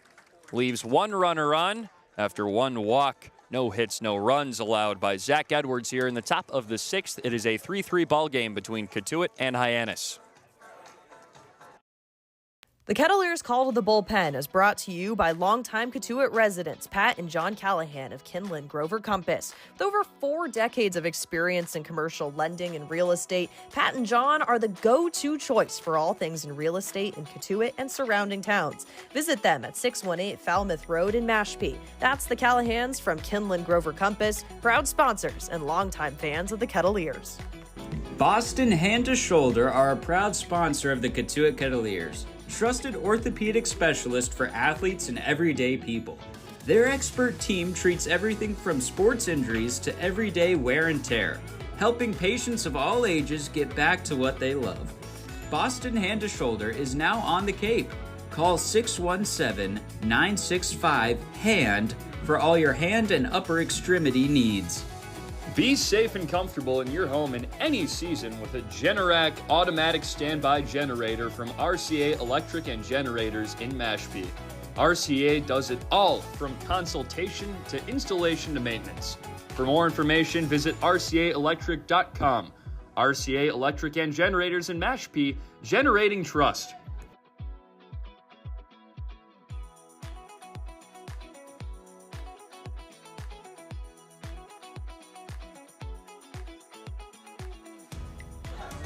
Wyatt Halverson on the bump for his first full frame for the Kettleers. It's a 3-3 ball game. Here in the bottom of the 6th, he only needed one pitch to retire the only batter he faced last inning, Jace Doby, getting him to ground out to second base. Now he pitches a clean frame. He faces Jeff Lugie, Dayton LaChance, and Ryan McKay 3 through 5 as Chris is staring at a bird's nest on top of one of the light poles over here. You're mesmerized. Well, I bring my binoculars for a reason, and it's to birdwatch at baseball games. There's 2 nests on the light poles, and I'm looking at both. There's two cute little families living here. Well, they're the Harbor Hawks for a reason. First pitch is a high fastball away to Lugie, the Duke Blue Devil. I think you pointed those out as ospreys up there. That would be the term. Halverson settles, fires the 0-1. Big swing and a miss. Has a fastball in the low 90s, but it plays up. Halverson, the stocky right-hander, working first base side of the slab in a 1-1 count with Jeff Lugie. Stares down home. Kicks pitches. High breaking ball loops away. It's 2-1.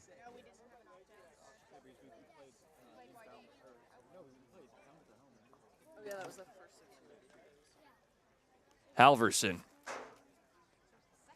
facing home, fires a fastball zipped away. It's 3-1. Halverson has struggled with the walks at times this summer, issuing 19. That leads the team by 9 free passes. Halverson the 3-1. Ball 4. Outside to Lugie. Matthews also leads the Kettleers, or is up near the top in terms of innings pitched. So he has had a lot of extended time out on the mound just with his appearances, this being up above 10 now on the season. So those walks will look a little inflated, but even if you take it out as an average, he will give up those free passes. In steps Dayton LaChance, 0 for 2 today. Throw down not in time. Luigi back with a dive. LaChance, JUCO product on his way to Oklahoma next year. The 6'4", 240 backstop. Halverson goes home with it. Cracked on the ground towards third. Johnson gloves, fires to second to Matthews to first in time to Tyson. The relay made perfectly for the double play.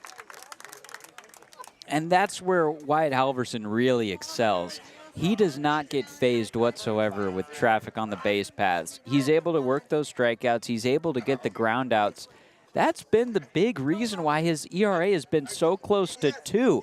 I mean, he's up above 25 innings now, and he's hovering around a 2 ERA. He's just been incredible out of the bullpen. Came into this game with a 219 earned run average.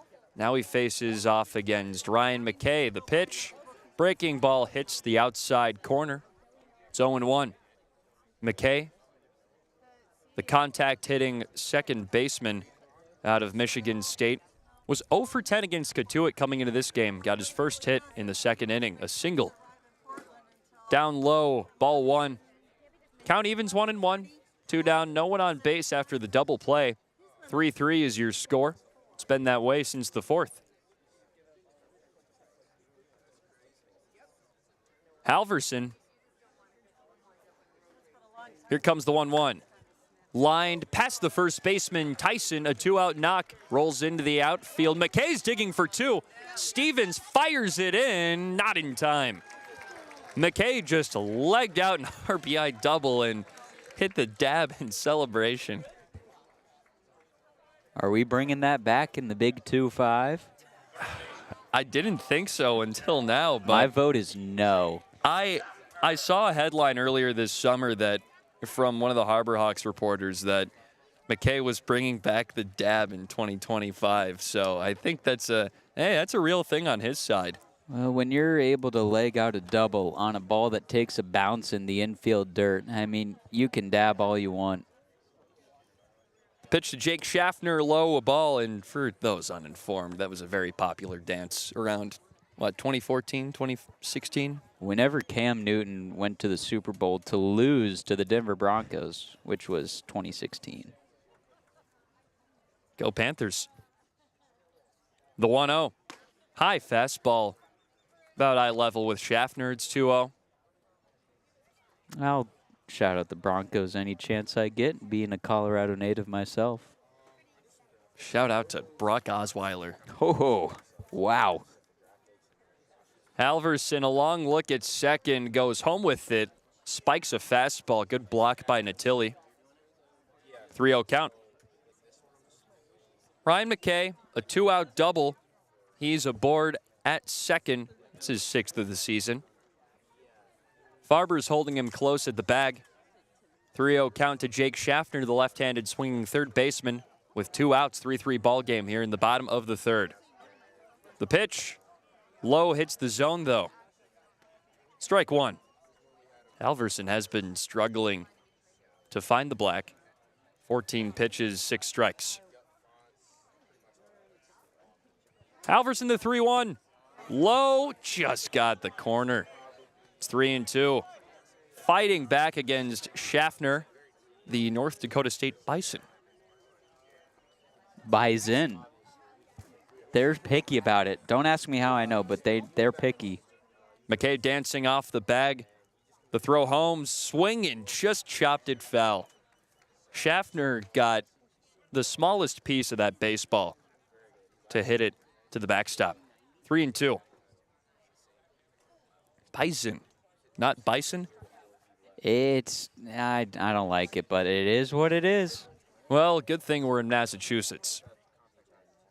3-2 count, runner on second, 2 down. 3-3 ball game. The pitch is high and away. Ball 4. Jake Schaffner works his first walk. In steps Parker Brocious, who has greatly struggled against Cotuit. 0 for 6 with 4 punch-outs. Now Jack Natilli has a quick meeting with his pitcher, Wyatt Halverson. He's gotten himself into a little bit of trouble. 2 runners on. McKay on second. Schaffner is on first. Brocious 0 for 2, popped up to the first baseman, Taggart Tyson, and struck out looking back in the 5th. Wyatt Halverson working through his first full frame. Let the first batter on Jeff Lugie with a walk. Then got a double play. That pitch a strike. Starting off Brocious in the zone. Brocious, the Georgia Tech Yellow Jacket. 250 average coming into this game. The pitch loops in there. Hit the inside corner, strike 2. No balls, 2 strikes to Brocious. Righty-righty matchup. 2 runners on. 3-3 is your score. The pitch, high fastball. Natilli had to get that glove all the way up to stop it. Brocious, 4 hits in 5 games. Late season ad for the Harbor Hawks. Halverson's 1-2 dropped just out of the zone, but no offer. 2 balls, 2 strikes. 2 down, 2 on. Here in the bottom of the 6th, here at McKeon Park, as darkness draws down on the field, all the lights are on. Halverson, a long look at second. He turns home, fires, swing and a miss on the heat. Keeps 2 on base. 1 hit, 2 walks, no runs allowed by Wyatt Halverson here in the 6th. Score holds at 3-3 going into the top of the 7th. Ket's up next.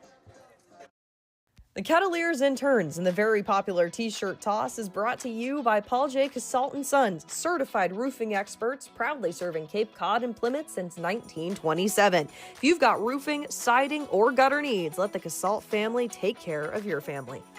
Hi, Connor Shue here. Beacon Gardens is Osterville's premier garden center. Located on Osterville and West Barnstable Road, Beacon Gardens prides itself on quality products and excellent customer service. Check out their tremendous assortment of garden products. That's Beacon Gardens, Osterville's premier garden center. You'll be ready to power up when the power goes out with generator maintenance and service from RCA Electric in Mashpee.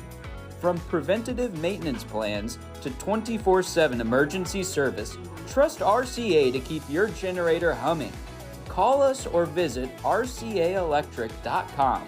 RCA Electric and Generators in Mashpee. Generating trust.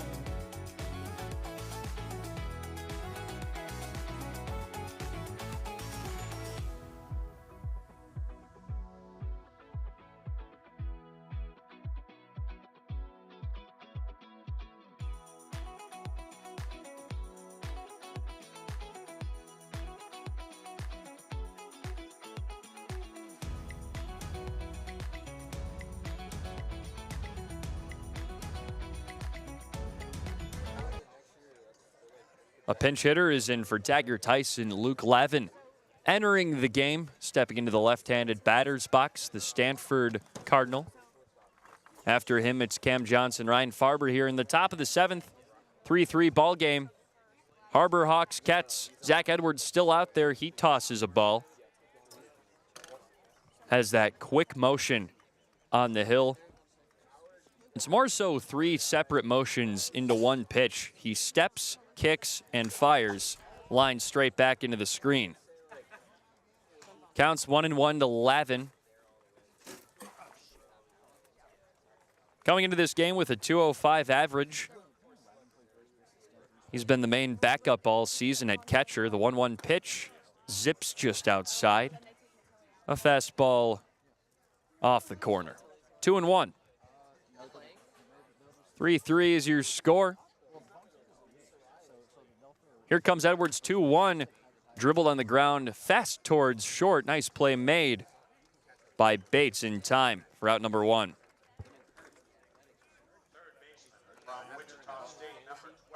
Now it's Cam Johnson, the third baseman, going to Oklahoma by way of Wichita State. Shocker to Sooner. Can't be a long drive. Well, I'm sure it might feel a little long. Edwards' first pitch is eye level, a ball. As someone from that part of America, there's not much to see on those drives. I'll tell you. You see a lot of grass. Yeah, could be worse. The 1-0 is lined straight back up the middle, gobbled up by the shortstop. Bates throw low, but in time for out number 2. Back-to-back groundouts to Charlie Bates for 2 outs.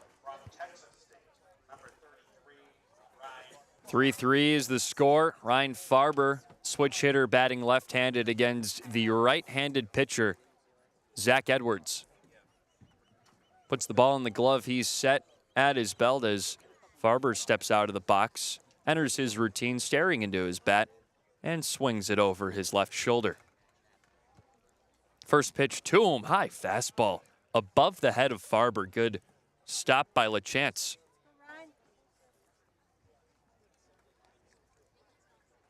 Farber re-enters. 1-0 is the count. Edwards shakes off a couple pitches. Fastball in there for a strike.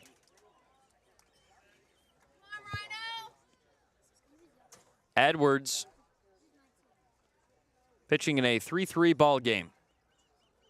He's set at the belt, ready. Steps, delivers, low fastball. Almost got an offer out of Farber. Third base umpire says he went. It's Mike Rabideau. 1-2 is the count after Ryan Farber offered at a fastball that bounced off home plate. Here comes the 1-2. High and away. Count evens at 2-2. 2 down, no one on base here in the top half of the frame. We're in the 7th. Farber batting for the Kettleers. The pitch lined back up the middle past the second baseman, McKay. Second knock of the game for Ryan Farber. He reached his first 2 at-bats with a couple of fielder's choices to the third baseman. And he got on with a single in the 5th, and once again with a single here in the 7th. Here comes Caden Bogenpole. He drove Farber home back in the 1st with a towering shot out to right field, his second home run of the season. He's 1 for 3. The pitch, Farber's running. The gun down, Farber dives in time. Bates played it off a high hop, so he had no chance to tag Farber in with his second bag of the day, 9th of the season.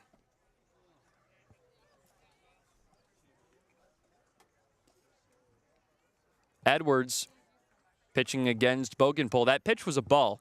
Counts 1-0. He comes set at the belt.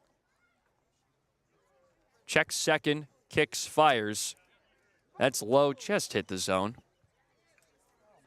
Edwards out of the stretch with a runner on. Farber on second.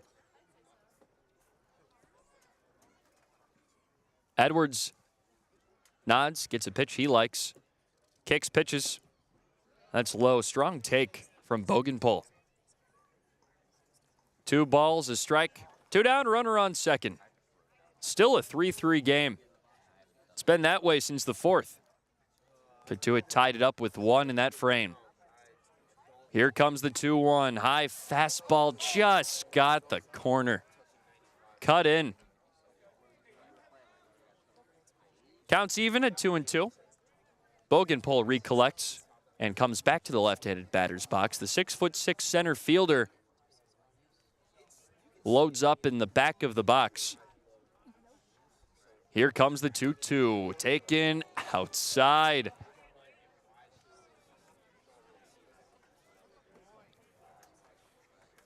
Edwards retakes the hill. I think he might have thought he had strike 3 there. But he'll have to throw again. Counts full. Here comes the payoff pitch. Swing and a tapper past the pitcher. Charging it as Bates slings sidearm to get 1 out.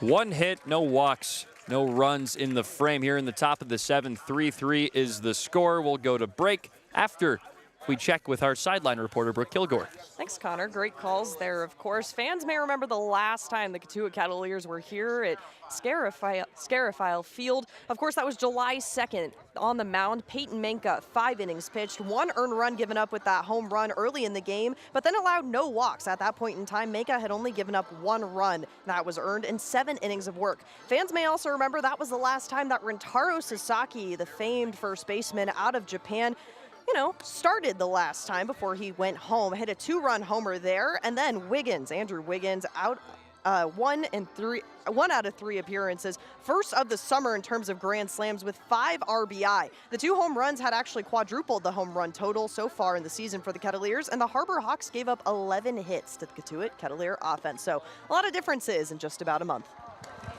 Thank you, Brooke. We'll go to a quick break before we come back for the bottom of the 7th with Wyatt Halverson on the mound for the Kettleers. 3-3 is your score. The Kettleers' Call to the Bullpen is brought to you by Beacon Gardens, Osterville's premier garden center. Located on Osterville West Barnstable Road, Beacon Gardens prides itself on quality products and excellent customer service. Check out their tremendous assortment of garden products. That's Beacon Gardens, Osterville's premier garden center. Hey, it's Chris here. From bean to bite, sip, savor, and share a moment at Cape Cod Coffee. Their 2 Mashpee locations include the perfect brunch spot in Mashpee Commons and a lunch and dinner restaurant with a full bar right off Route 130. Cape Cod Coffee has also opened a new location in Wareham Crossing where you can indulge in delicious breakfast, lunch, and dinner options. Visiting any of these locations will leave you absolutely thrilled. Cape Cod Coffee is a proud sponsor of the Cotuit Kettleers.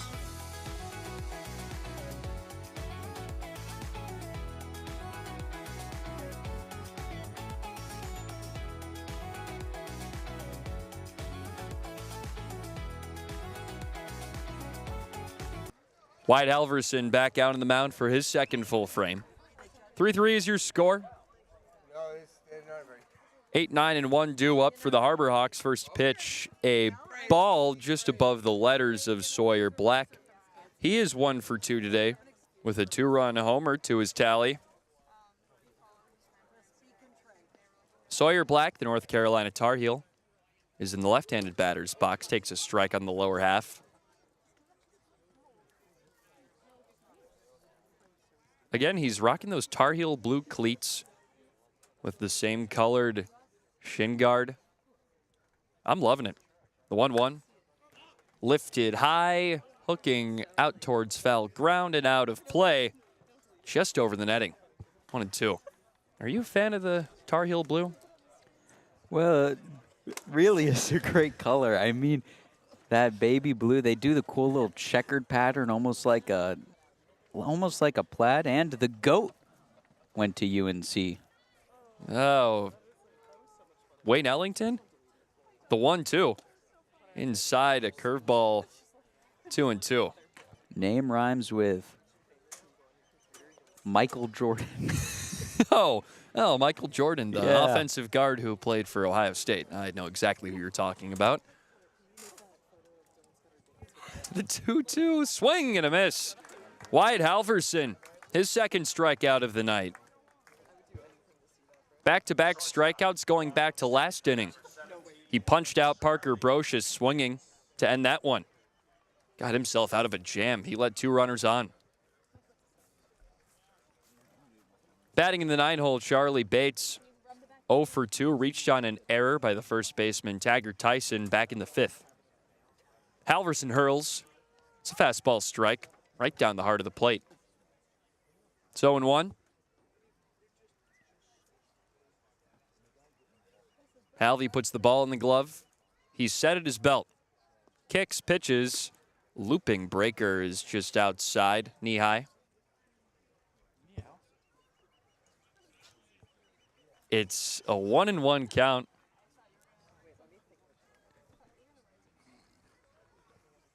Halverson, the 1-1. Low just gets Bates off the plate.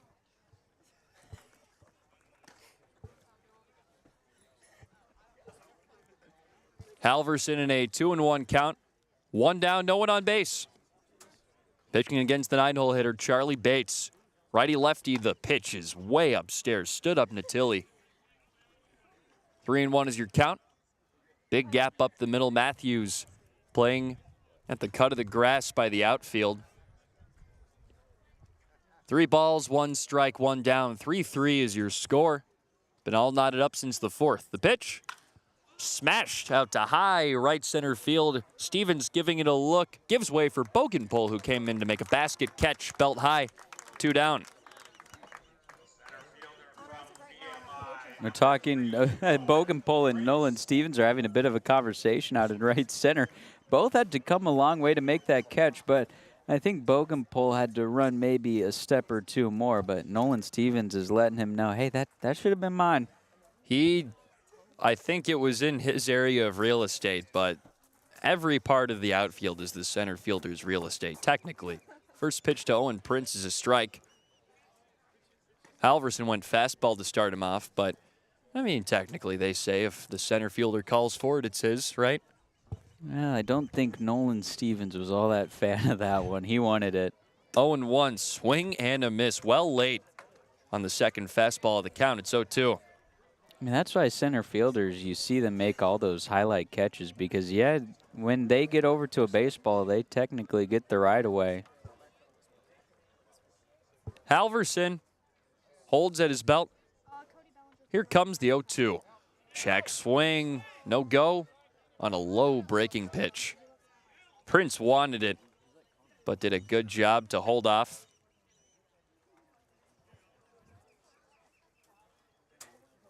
Farber playing at the cut of the grass at the shortstop position. Johnson well right of the bag over at third. The pitch, swinging a chopper left side foul. Count holds at 1-2. Owen Prince, the speedy center fielder. He's 2 for 3 today, a double and a single. Was 0 for 5 last game against Wareham. 2 outs, the 1-2 pitch. Swing and a hard liner out to left. West only has to move a couple of steps to make the head high grab. 3 up, 3 down for Halverson. A much more stress-free frame for him. It's 3-3 going into the top of the 8th here at McKeon Park. Be safe and comfortable in your home in any season with a Generatic automatic standby generator from RCA Electric and Generators in Mashpee. RCA does it all, from consultation to installation to maintenance. For more information, visit rcaelectric.com. RCA Electric and Generators in Mashpee, generating trust. Hi, Connor Shue here. Wake up to Cape Cod's finest coffee. Cape Cod coffee roasts fresh daily using only the finest beans. With a wide variety of options from light to dark, flavored to decaf, there's something for everyone. Visit locally at Mashpee Commons and off Route 130 in Mashpee, or venture over the bridge to Wareham Crossing, where each location offers a full bar and menu. Proudly sponsoring the Cotuit Kettleers, Cape Cod Coffee is passionate about our brews and our community. Boston Hand to Shoulder, trusted orthopedic specialist for athletes and everyday people, is a proud sponsor of the Cotuit Kettleers. They're the go-to team for Boston's professional athletes and people across New England. So if an injury is slowing you down, Boston Hand to Shoulder is now on Cape Cod. Call 617-965-HAND for all your hand and upper extremity needs.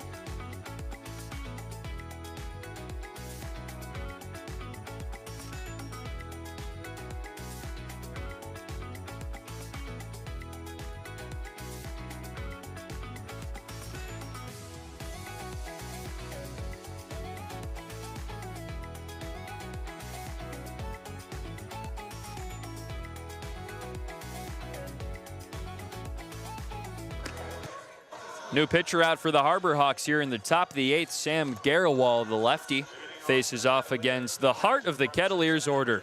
Jack Natilli, Dean West, and Zan von Schlegel 4 through 6 up against the new lefty, Garawal. He comes in after a really nice outing by Zach Edwards. 4 innings of no earned run ball, 2 strikeouts, only 3 base runners allowed by the Oregon State righty. He was really good coming out of the bullpen. Did a good job of bridging the gap to the starting pitcher to now the end-of-game relief pitchers for Hyannis. The Kets have had a look at Garawal already, though. Garawal pitched last time these teams met back on the 24th, just under a week ago. Kets won that one 11-0. Garawal went 1 2/3 innings of 1-run ball, 3 walks, 1 strikeout. Garawal faces the righty power bat, Natilli. The pitch, big swing and a miss.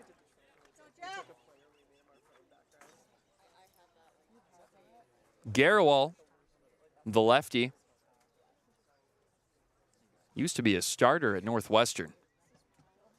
Has entered more of a relief role later in his college days. The 0-1, fastball strike. He holds close to his chest before his delivery.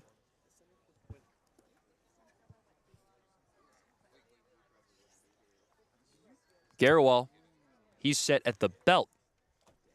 Stands tall, unloads a pitch, high fastball. 3 straight to start him off.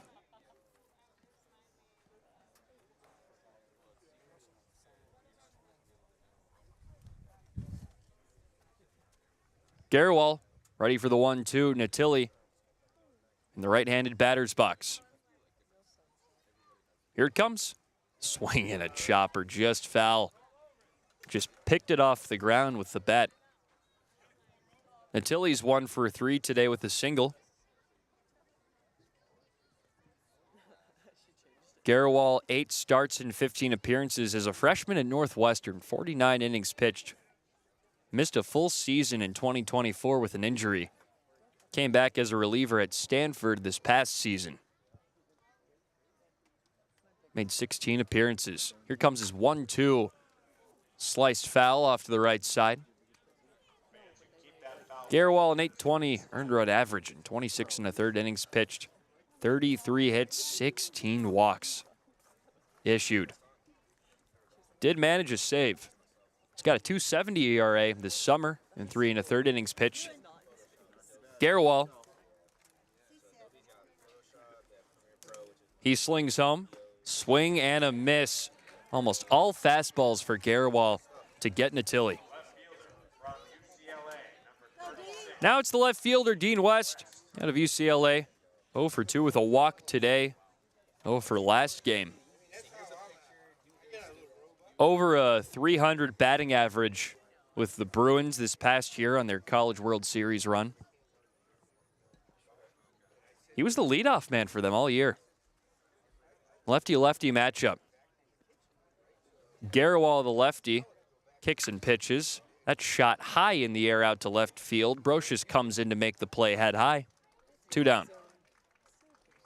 Offense has come to a screeching halt after the 4th inning.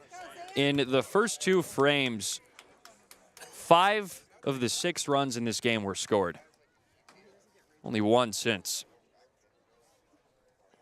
Now it's Zan von Schlegel.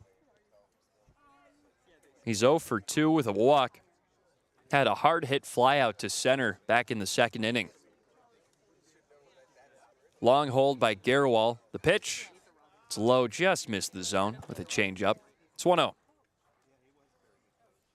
Von Schlegel was pretty good at St. Thomas this year. Around a .280 batting average. Garawal, the 1-0 pitch. Taken inside, a strike on the corner. 1-1. Von Schlegel spent the beginning of his summer in the Northwoods League with Duluth. Hit .340 over 30 games. 9 doubles, pair of homers. In 6 games with Cotuit, he has 6 hits and 2 doubles. The 1-1 lined right back up the middle, past Bates, a base knock. Von Schlegel just continues to hit for the Kettleers. He's done great in his time in a Kettleers uniform. It's been a lot as of recent just because he's a new addition, but he's looking like he's been here the entire summer. His 7th hit in now 7 games as a Kettleer. He sets the table for Nolan Stevens, the left-handed swinging right fielder. 2 for 3 with a double. He's got a stolen base as well. Garewal staring down home. Comes set at the belt. Stares down first. Kicks pitches. First pitch strike with a fastball on the upper half.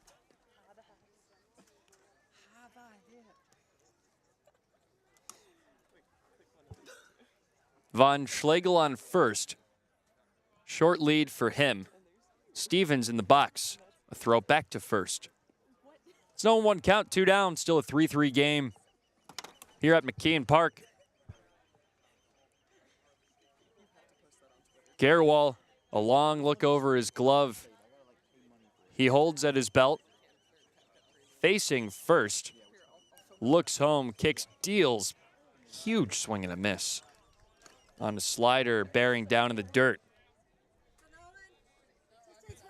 Stevens hit .320 at Mississippi State this year. Hitting .204 coming into this game on Cape. Has shown off the power here and there. Garewal in an 0-2 count. Long hold. The pitch. Tagged foul straight back. Had a .914 OPS with Mississippi State. 4 homers, 6 doubles, and exactly 100 at-bats. He was close to Cape last summer, too, in the New England Collegiate League. Hit .324 there with Newport. Garewal looks at first, tosses over there. Von Schlegel. Lights on at full strength. Newport, the reigning NECBL champions. Stevens, a big part of that. Here's the 0-2 swing and a miss. On a high fastball. Leaves Von Schlegel on base. 1 hit, no walks, no runs.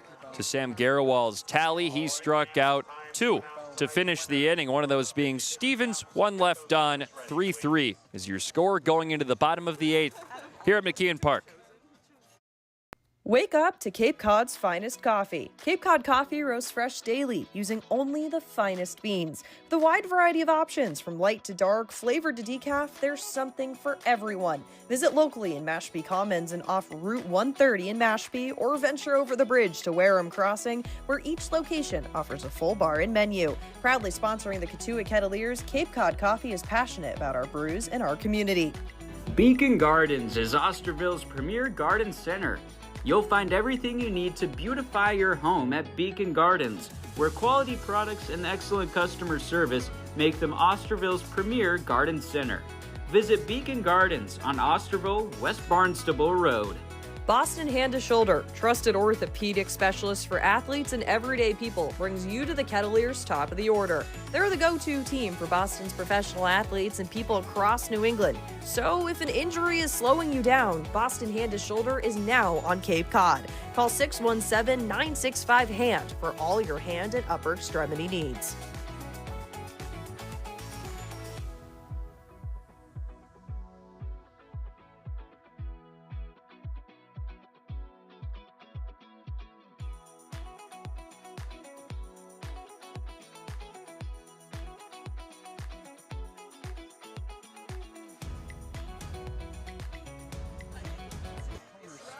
Three-3 game here in the bottom of the 8th. Harbor Hawks up to bat against Kett's righty, Wyatt Halverson. Halverson, to this point, has allowed 1 hit and 2 walks in 2 1/3. First pitch is low, bounces out of the glove of Jack Natilli. Faces off against Jace Doby, Jeff Lugie, and Dayton LaChance, 2 through 4 for the Harbor Hawks. Big breath from Halverson. The fire home is well up in the air and doubled over out of the box was Jace Doby. The fastball was in towards his head, and he just stumbled backwards and then fell on his back. So it's a 2-0 count. Doby got his bell rung. Halverson, the hold, the fire. Fastball hits the zone. Other action around the league. Wareham's on their way to bolstering their West Division lead. They're up 9-0 on Chatham in the 8th. Scoreless in the top of the 7th for Orleans and Harwich. That's a ground ball foul hit Natilli. Let's check in those knee guards. Couple of games have gone final. Brewster beat Bourne 4-2. Good for the Kettleers, and also good for the Kettleers. YD beat Falmouth 10-3. So that holds the Commodores in the cellar. 2-2 is the count to Jace Doby. The pitch skipped well early, and they say he went around. How you doing? Doby barely broke the plane on that swing, but a strike is a strike. That it is, and you'll take them any way you can get it if you're Wyatt Halverson. I mean, this game is really close, as most tie games are, but you can just tell that these two teams are very evenly matched. So it's not just the score that's close, it's the play styles of these two programs. Here's Jeff Lugie, the left-handed swinging designated hitter. First pitch chops it down the first baseline, foul. Gloved by Hyannis' first base coach. Lugie 2 for 8 against the Kets. Coming into this one is 0 for 2 with a walk. Did drive in a run on a ground out earlier. Hyannis is one of the best offensive teams on Cape. They'll need to show through here. The pitch drew outside a ball. 1-1. Cotuit, one of the best pitching teams on Cape. The number 2 earned run average with a .356 mark. Wyatt Halverson at .219 coming into this game. He's the relief pitcher out there for the team in maroon. The pitch, swinging a chopper back to the screen. It's 1-2. Those offensive stats for Hyannis inflated with a hot start. They were at the top of the West towards the end of June, but have fallen far. Here's Halverson's 1-2, laced right back, foul. Lugie swinging probably the best bat this summer for Hyannis. .313 coming into this one with an .853 OPS. The Blue Devil awaits the pitch from Halverson, the Arizona State Sun Devil. Here comes his 1-2. Swing and a hot liner on the ground past the second baseman, Matthews. That's a one-out knock for Lugie. That was incredibly quick off the bat. I mean, that left the infield about the time it took for Halverson to deliver that pitch. I mean, just some great contact from Jeff Lugie. You can tell why he's one of the best hitters on this Hyannis lineup card. He's come in and hit really well for Hyannis after a spring at Duke where he didn't really get much playing time. 13 plate appearances in 8 games. Only a single hit. Here comes Tim O'Connor to talk to Wyatt Halverson along with the rest of the infield. His day is not done yet. It's the first check on him. Natilli went out to talk with him earlier, but this is the first formal mound visit by the pitching coach, Tim O'Connor.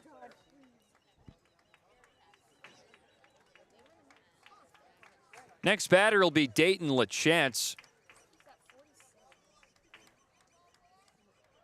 Chase Carson is currently warming in the Cotuit bullpen down the right field line. And Carson, good guy to bring in after Halverson. He got blown up in his first appearance with the Kettleers, 4 runs in an inning, but hasn't allowed anything in 3 appearances since.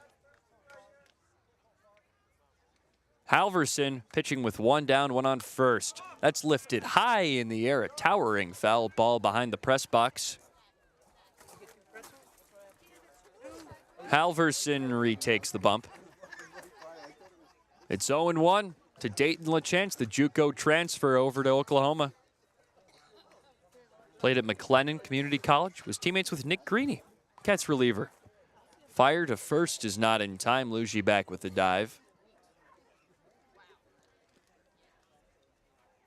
Trees lining the outfield, illuminated by the towering field lights here at McKeon Park. Scoreboard illuminated by the numbers on it. Another throwback to first. It's a nice scoreboard out here at McKeon Park. Big batter graphic on the right side of it over there in right field. Halverson takes a breath, fires home, swing and a miss on the breaking stuff. It's 1-2. LaChance is hitting .241 coming into this game. Played in the Northwoods League last summer. Only 14 games.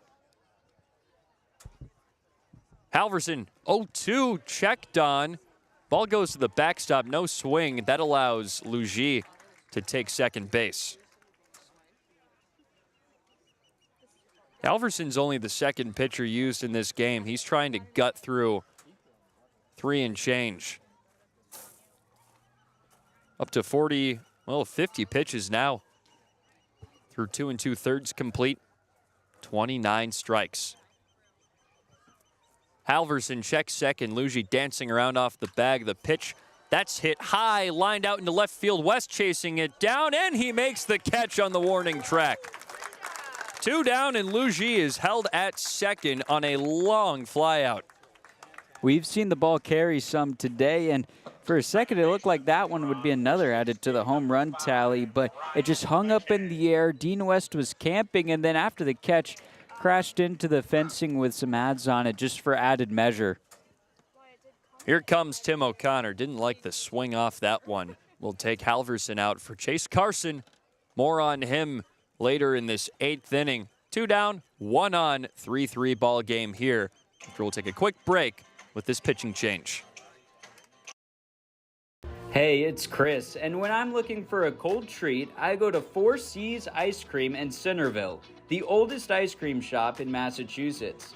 They've been in business 91 years, carrying many of the same unbelievable flavors. Visit 4 Seas Ice Cream and taste the difference.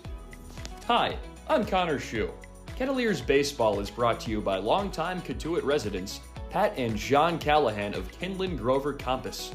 With over 4 decades of experience in commercial lending and real estate, Pat and John are the go-to choice for all things real estate in Cotuit and surrounding towns.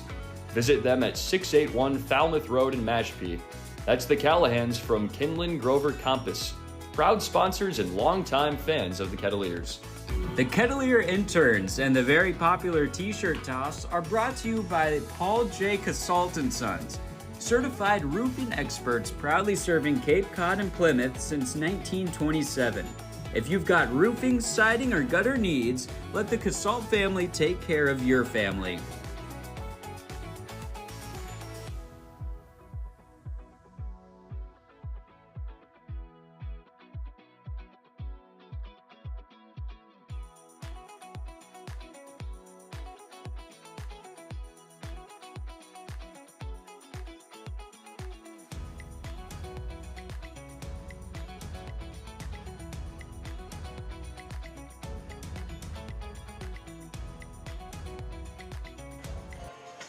Chase Carson enters the game with 2 down, 1 on here in the bottom of the 8th. 1 runner on second, Jeff Luigi. The batter coming up is Ryan McKay, 2 for 3 today with a double and a single. Not to mention a stolen bag to his tally. Carson coming into a game that has been tooth and nail this entire time. I mean, these two teams, like we've been talking about, just very evenly matched. So when you have a runner in scoring position with 2 outs, you do have to work a little bit carefully. Want to keep this a tied ball game. Carson, the 6'4" left-hander out of UNC Charlotte, just finished his senior year. Looks back at second, fires home. Big cut and a miss on the slider. Carson made 28 appearances out of the bullpen this past year and tossed 50 in the 3rd innings. After making 13 starts in 2024. Much improved numbers out of the bullpen. Carson looks at second, tosses home, dribbles a pitch in. Luigi threatened to go, but retreated to second after Natilli got to the ball in a hurry.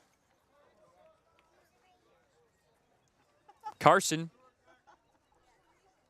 has almost a sidearm motion. Kind of cocks his left arm back and slings it from that low slot. Carson, a very slight crouch on the hill. Checks second twice, fires home. Line straight on the ground to Farber, pumps twice and throws to first in time to retire the side. One left on, that's Jeff Luigi. No runs in the frame. Kettleers will have a chance to take the lead in the top of the ninth coming up here on Cape League TV. It's a 3-3 game. Make sure to stop by Mid-Cape Oral Surgeons, the maxillofacial surgery and dental implant center of South Yarmouth. Doctors Theo Hardees, Meyer, and Sarah Pack are the Cape's leading experts on oral biopsies, wisdom teeth extractions, and dental implant reconstructive surgery. Kettleers Baseball is brought to you by Boston Hand to Shoulder, trusted orthopedic specialists for athletes and everyday people. Their expert team treats everything from sports injuries to everyday wear and tear, helping patients of all ages get back to what they love. Boston Hand to Shoulder is now on the Cape. Call 617-965-HAND for all of your hand and upper extremity needs. The Kettleers Call to the Bullpen is brought to you by Beacon Gardens, Osterville's premier garden center. You'll find everything you need to beautify your home at Beacon Gardens, where quality products and excellent customer service makes them Osterville's premier garden center. Visit Beacon Gardens on Osterville, West Barnstable Road.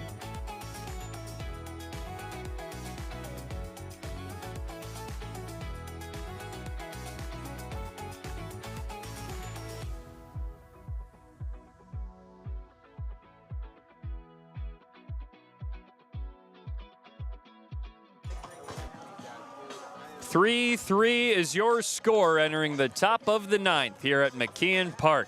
The Kettleers and the Harbor Hawks all knotted up with Sam Garwal on the bump for Hyannis, due up for Cotuit.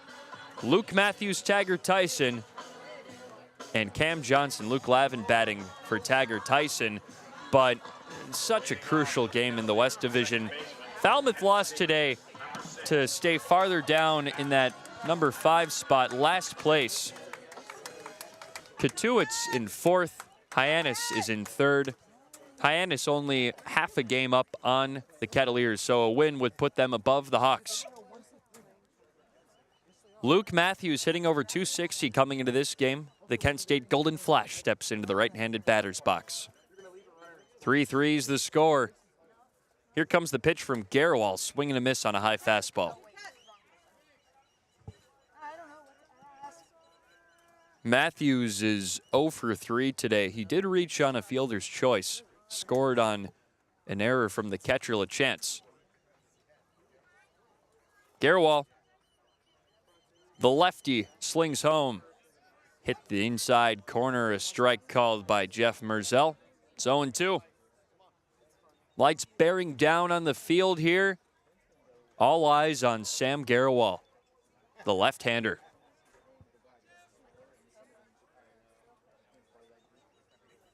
Here comes the 0-2 after the long hold. That's lifted softly out into shallow right field, making a couple of steps to make the play is Sawyer Black, 1 down.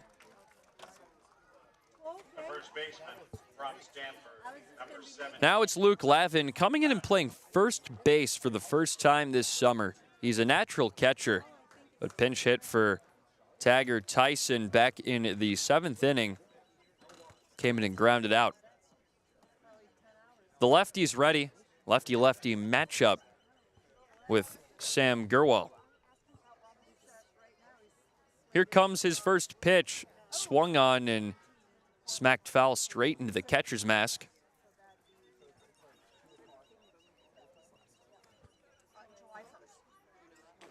This broadcast is a copyrighted production of the Cape Cod Baseball League. Any unauthorized duplication, retransmission, or other use is strictly prohibited. 0-1's the count. No one on, 1 out for the Kettleers up to bat against Sam Garwal. The lefty fires home. That's inside. It turned Lavin off the plate.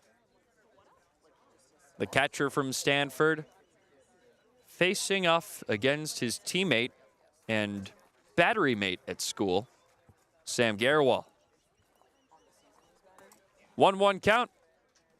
1 out. The pitch in the dirt. Infield shifted to pull side for Lavin. The shortstop, Charlie Bates, is playing just off the second base bag. McKay at the cut of the grass by the outfield. Here comes the 2-1. Big cut and a miss from Luke Lavin.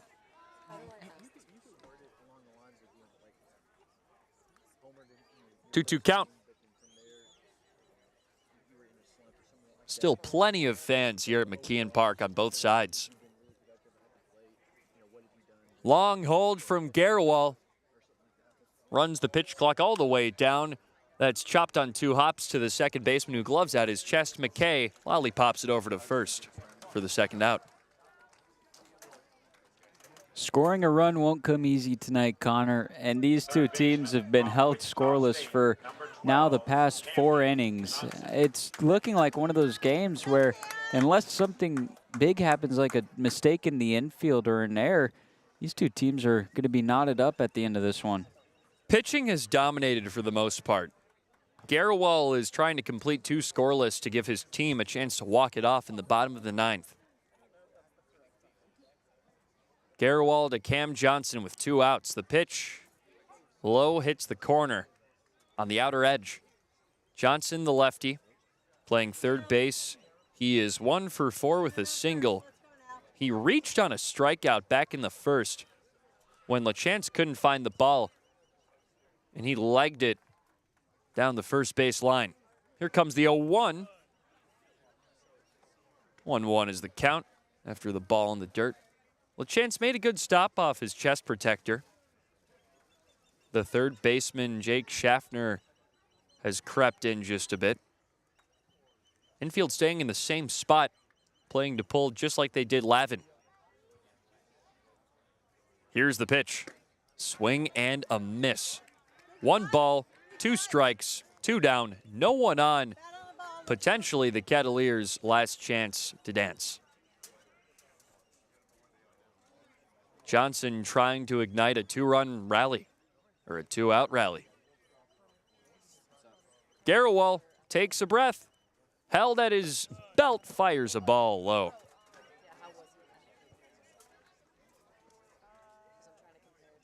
Two and a half hours deep into this one. It's been knotted up at 3-3 since the top of the 4th. We're in the top of the 9th. Johnson's ready. Garewal fires home. High fastball. It's 3-2. 2 down, no one on. Still a 3-3 ball game. We thought this was going to be a track meet after those first couple of innings. 5 total runs.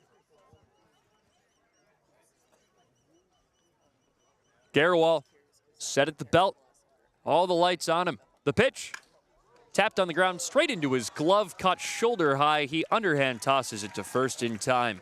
A 1-2-3 frame for the reliever. Sam Garewal keeps it a 3-3 ball game. We're going to the bottom of the 9th, where the Hyannis Harbor Hawks will have a chance to walk it off. Don't go anywhere. The Kettleers interns in the very popular t-shirt toss is brought to you by Paul J. Casalt & Sons, certified roofing experts, proudly serving Cape Cod and Plymouth since 1927. If you've got roofing, siding, or gutter needs, let the Casalt family take care of your family. Be safe and comfortable in your home in any season with a Generac automatic standby generator from RCA Electric and Generators in Mashpee. RCA does it all, from consultation to installation to maintenance. For more information, visit rcaelectric.com. RCA Electric and Generators in Mashpee, generating trust. Kettleers Baseball is brought to you by Mid-Cape Oral Surgeons, the maxillofacial surgery and dental implant center of South Yarmouth. Doctors Thea Herodis, Meyer, and Sarapak are the Cape's leading experts in oral biopsies, wisdom teeth extractions, and dental implant reconstructive surgery.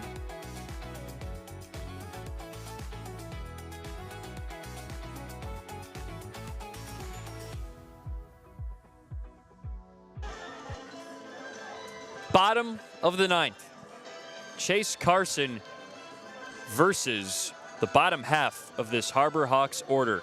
3-3 is your score. Kettleers went down 1-2-3 in the top half. Now the Harbor Hawks will have a chance to walk it off. Jake Schaffner first, Parker Brocious second, Sawyer Black third, 6 through 8 in the Harbor Hawks order against the lefty Chase Carson, who got the one batter he faced out in the bottom of the 8th.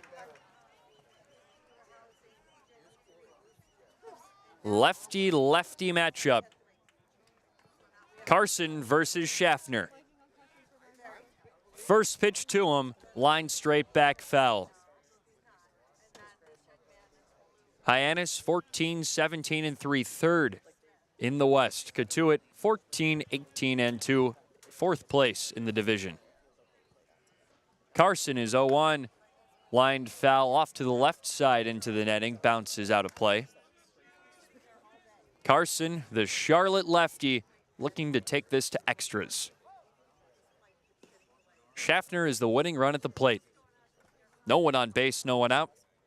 0-2 count, 3-3 is your score. The pitch, swing and a miss. Carson got him. Chase Carson looking strong to start this 9th inning. Well, he's retired the first 2 batters that he's faced. And like you said, when he was coming into the game, it's important to remember that Carson's numbers right now are just inflated because of one game. He has been incredible the past couple of his appearances. Now he faces a righty. Brocious starts him off with a fastball strike inside. Brocious is 0 for 3 today. Couple of strikeouts. He struck out 5 times in 2 games against Cotuit. He represents the winning run. 3-3 is your score. Bottom of the 9th here at McKeon Park. Only 6 games left in the season, including this one. Swing and a miss. Carson is dealing. Chase Carson, the tall left-hander, looking to take the Kets to extras. Long hold at his chest. Here comes the pitch. It's inside. Got him. Strike 3 called on the inside corner. Chase Carson's 2nd strikeout. The right fielder from North Carolina, number 34. Carson has retired all 3 batters he's faced. Now it's Sawyer Black, the lefty. The last chance for Hyannis to get out of this one before we play a 10th inning. The lefty is 1 for 3 with a 2-run homer back in the 2nd. Carson deals home. Taking a strike.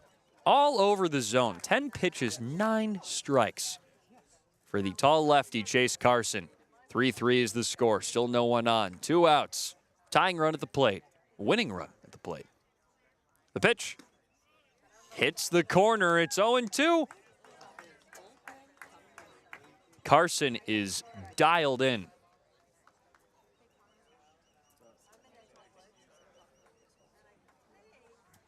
Counts 0-2, 2 down. Black is ready in the left-handed batter's box. The pitch, it's just a touch low. 1-2.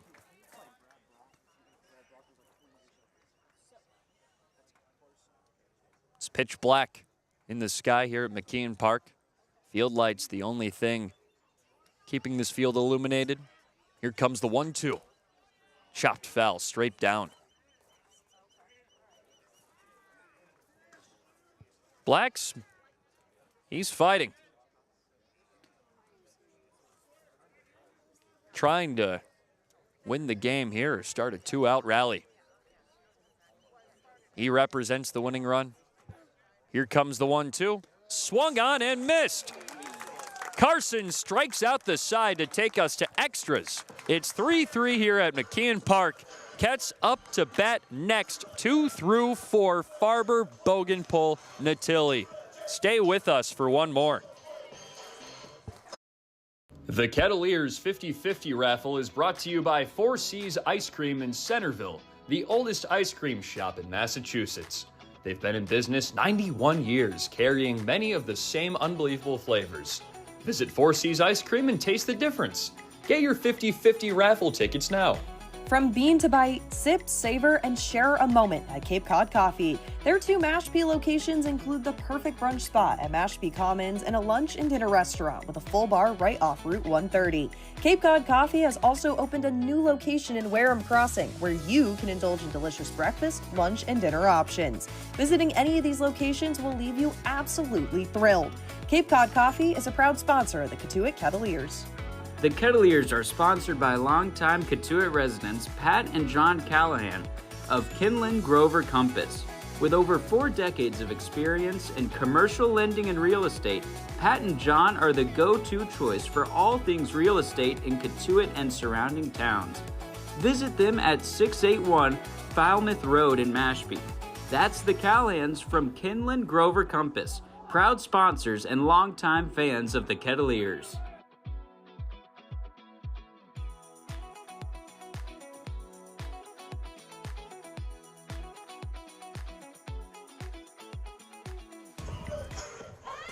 Two through 4 steps up to bat in the top of the 10th here at McKeon Park. Ryan Farber, Caden Bogenpole, and Jack Natilli enter a 3-3 game. Chase Carson spun an incredible 1 1/3 innings to get us to this point. 3 strikeouts for him. There's a new pitcher trying to earn the victory for Hyannis. It's Connor Kelly, the right-hander from UTSA. A 272 earner average this year there. And he's been electric out of the bullpen for Hyannis. This is just his 3rd appearance, but his first 2 appearances were save situations. He went an inning in both and got the save in both. He has yet to allow a hit. He has yet to allow a run. Hasn't issued a walk, and he struck out 2. Granted, the sample size is very small. 2 games, 2 innings, 2 saves for Kelly to this point. He enters a situation trying to hold the Kettleers down to give his Harbor Hawks a chance. Farber, the switch hitter, batting left-handed. Playing shortstop today, steps in. The left-handed batter's box with a slight crouch. First pitch to him is outside, a fastball. Kelly, 272 earned run average at UTSA this year, 36 1/3 innings pitched, 49 strikeouts. He's got 2 this summer. Checks second. Here comes his 1-0 swing and a miss. The ghost runner on second is Cam Johnson. Probably one of the main guys you would want out there in a situation like this. Probably the best base runner on the Kettleers' current roster. Kelly hangs over the bump. He's ready. Comes set with an uneven stance up there. Turns and tosses to second. His throw almost hit Cam Johnson in the head, but the shortstop, Bates, stuck his glove out to get him out of harm's way. Farber re-enters the box. 1-1 count. No one out, a runner on second. It's the ghost runner, Johnson, with a long lead. Kelly's 1-1. Fastball swing and a miss. It's 1-2.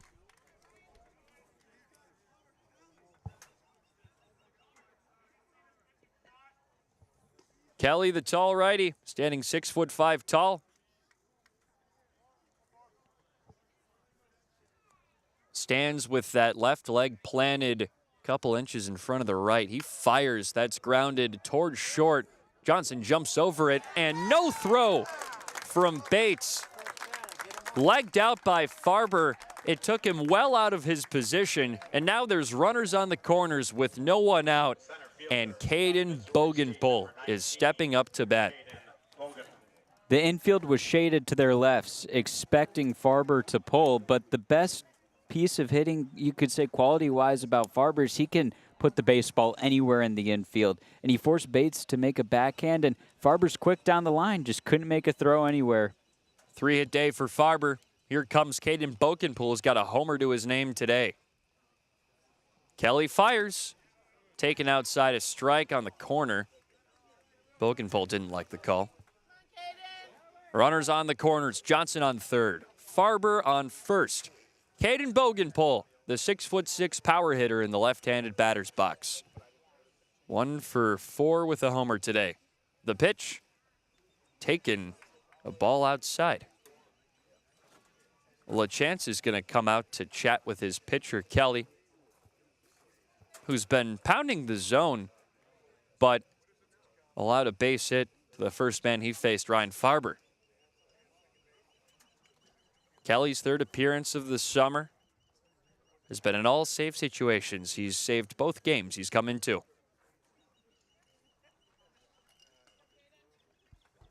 Now he's in trouble with 2 runners on. Cotuit looking to jump Hyannis in the standings. They would take third if with a win. Bourne in second, lost tonight. Kelly hanging over the mound. Comes set just above the belt. He hurls. Swing and a miss. It's 1-2. Bogenpole 1 for 4 with a 2-run bomb back in the first. He steps back in, loaded in the back of the left-handed batter's box. Connor Kelly ready to hurl the 1-2. Swing and a miss. Out number 1. The catcher from Cincinnati, number 20. Kelly got him swinging. Now it's Jack Natilli batting with 2 runners on each on the corners. Johnson on third, Farber on first. Bogan pulled down on strikes. Natilli is 1 for 4 with a hard single. 6 homers leads the team. Winning run on third. Kelly first pitch to him, drops in, and Farber's into second off the pass ball. LaChance couldn't hold on to it, so now there's 2 on in scoring position.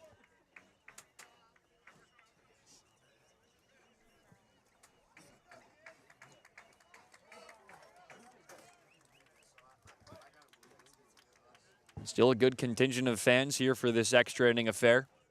It's 3-3 in the top of the 10th. Farber's got a good lead off second. The pitch hits the inside corner. It's 1-1. Infield is pinched well in. Natilli will just look to sock this one over the infield. Big lead for Farber at second. The pitch is socked foul off to the right side, over to the on-deck circle of the Kettleers.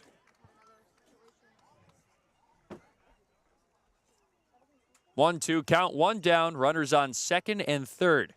The winning run is on third.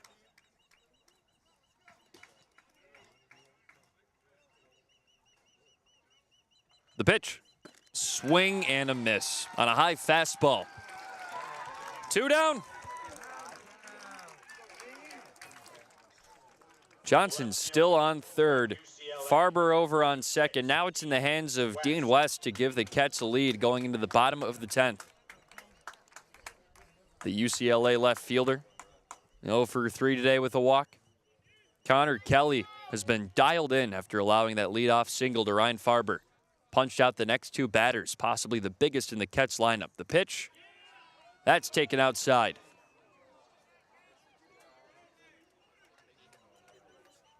Big group of fans down the third base backstop. Kelly, 1-0 count, 2 runners on, 2 down. The pitch, that's low. Good stop, smothered by LaChance in the dirt. 2 balls, no strikes. West re-enters. Johnson a short lead off third. Farber an intermediate lead off second. Here comes the pitch. Taken inside. West has worked it to a 3-0 count. The go-ahead runs on third for West. 2 Kettleers have struck out with 2 on. Just need 1 to lead the game. The pitch, that's low. Ball 4. Dean West works his second walk of the game. Now they're loaded with 2 outs for Zan von Schlegel, who has made plenty of hard contact today. He's made some great hard contact, and he showed already in his time in a Kettleers uniform that he's got the clutch factor as well, as we're going to see a meeting on the mound. It was the game against Bourne that von Schlegel got a RBI base knock in the 10th inning. That base hit put them up 4-2 in that game against Bourne. Blaze Martinez, the pitching coach, out to talk to Connor Kelly. Just a calm down chat. Bases are loaded. Johnson aboard on third, Farber on second. On first is Dean West. 3-3 is your score, the go-ahead run on third. Von Schlegel entering the right-handed batter's box. 2 down, bases loaded. Schlegel is 1 for 3 with a walk today. Kelly throws inside a ball. Kelly retakes the slab. Von Schlegel back into the right-handed batter's box with the wide stance loaded in the back.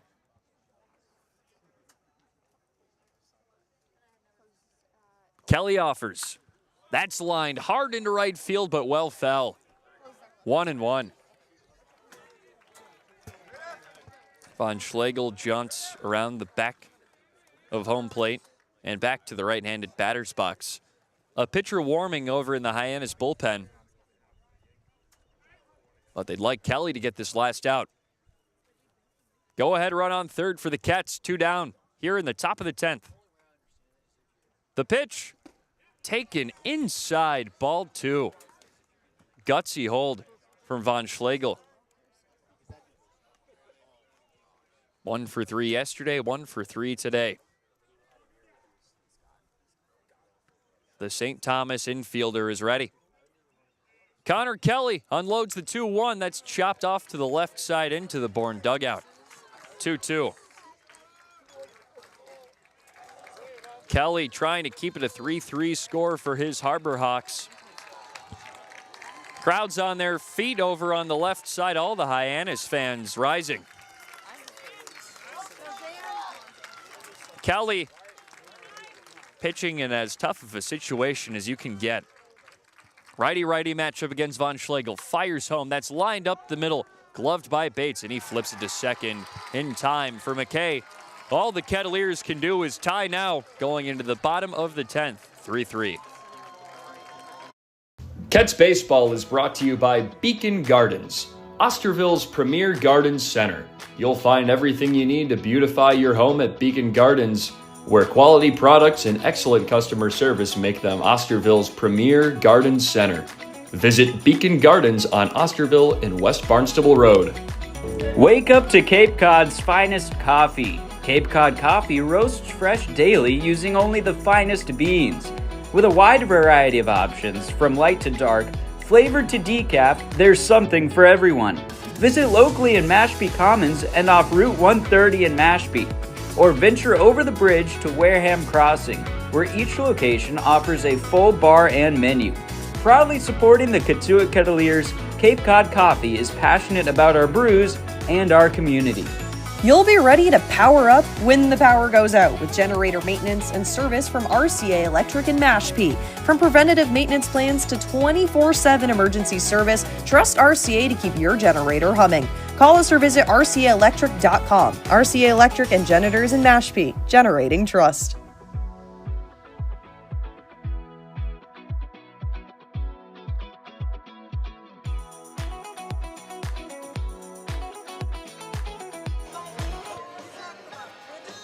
Chase Carson is the pitcher, coming in for his second full inning, trying to keep this a tie game to end things. We do not go farther than the 10th inning in the Cape League, so all the Kettleers can play for is the tie here in the bottom of the 10th at McKeon Park, all knotted up at 3-3 against the Hyannis Harbor Hawks. If these teams tie, they'll stand pat in the standings at 3-4. Hyannis, third in the West. Cotuit 4th in the West. 5 games left after this one until playoff time, each of them trying to hold on at least and attempting to get higher in the standings. The opponents for Chase Carson in this frame, it'll be Charlie Bates batting 9th, and Owen Prince and Jace Doby. It's actually a pinch hitter coming up for this one.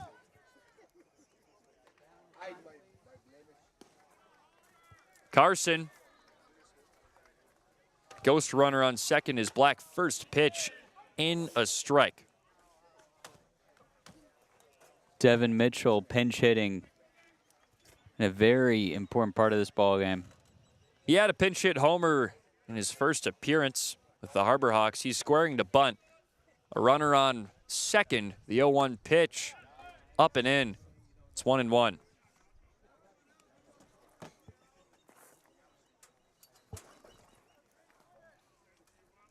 Or it's 0-2, a quiet strike 2 call from the home plate umpire, Jeff Merzell. Mitchell's going to have to swing the bat here. The 0-2. Swung on, foul tipped, strike 3. Mitchell's back to the dugout, and Carson has his 4th punch out. That's 4th in a row. He's been racking them up consistently. He's really been painting the zone in his relief appearance tonight. This is now stretching into the 3rd inning. Though he's only worked now 5 outs, he's been in the dugout for an extended period twice. This brings up the leadoff hitter, Owen Prince. Lefty-lefty matchup with a runner on second. That ball skips in. Good stop by Natilli. Didn't let the ball get too far. Count draws up to 1-0 in favor of Prince. 1 down, a runner on second. That's the ghost runner, Sawyer Black.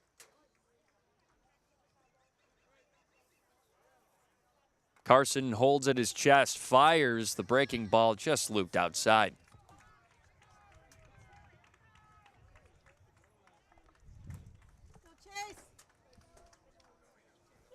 Prince 2 for 4 with a double today. 2-0 is the count.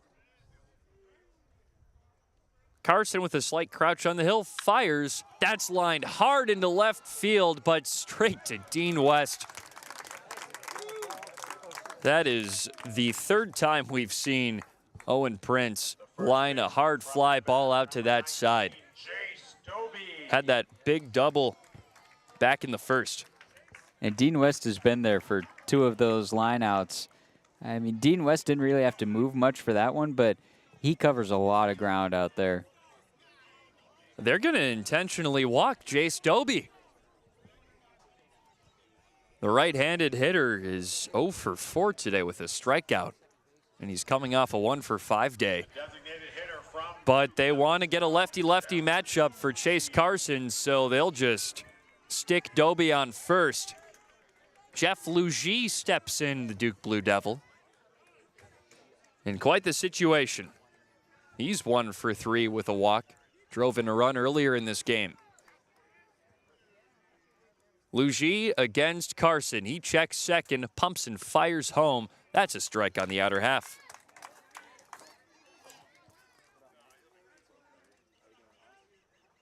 Runner on first is Doby. On second is Black. Carson checks second, fires home. That's a fastball just outside. Well, we'll be honest, that was incredibly close. Just off the corner, as close as you can get. Carson, his 1-1, loops low. Ball 2. Runner on second. Sawyer Black, a runner on first. Jace Doby, the winning run is aboard for Jeff Lugie. Ball in the gap would end it.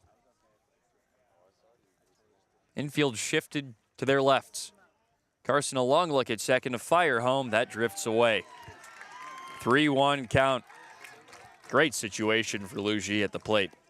Carson trying to buckle down and earn his team a tie.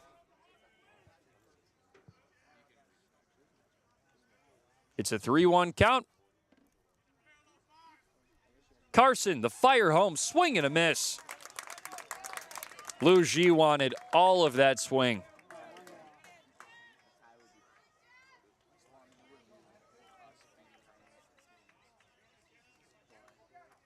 Lou G, square in the right, left-handed batter's box. Carson fires home the 3-2, walks him. Bases are loaded with 2 outs. Dayton LaChance, the righty, steps up. Nowhere to put him. Carson will pitch to him. Mound meeting with Chase Carson. They're going to bring in a new arm. We'll tell you more about him here in a second on Cape League TV. It's a 3-3 game in the bottom of the 10th. Beacon Gardens is a proud sponsor of the Kets, Osterville's premier garden center. Located on Osterville, West Barnstable Road, Beacon Gardens prides itself on quality products and excellent customer service. Check out their tremendous assortment of garden products. That's Beacon Gardens, Osterville's premier garden center. Boston Hand to Shoulder, trusted orthopedic specialist for athletes and everyday people, is your go-to team for Boston's professional athletes and people across New England. So if an injury is slowing you down, Boston Hand to Shoulder is now on Cape Cod. Call 617-965-HAND for all your hand and upper extremity needs. Go Cats! Need an ice cream fix this summer? Stop by the Four Seas Ice Cream in Centerville, the oldest ice cream shop in Massachusetts. They've been in business 91 years, carrying many of the same unbelievable flavors. Visit Four Seas Ice Cream and taste the difference.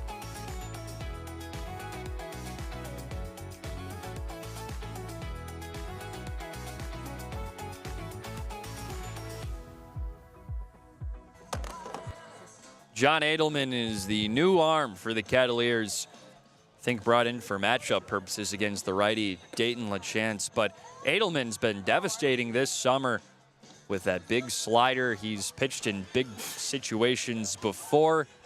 He got a win earlier this season against Chatham after he loaded the bases in the 9th with no outs and managed to get out of the situation. So he's no stranger to times like this. The only problem here is all the bases are loaded, so he can't load the bases before getting those 3 straight outs. But I think the takeaway from that is he's able to come into 10 situations and not allow a run to cross the plate.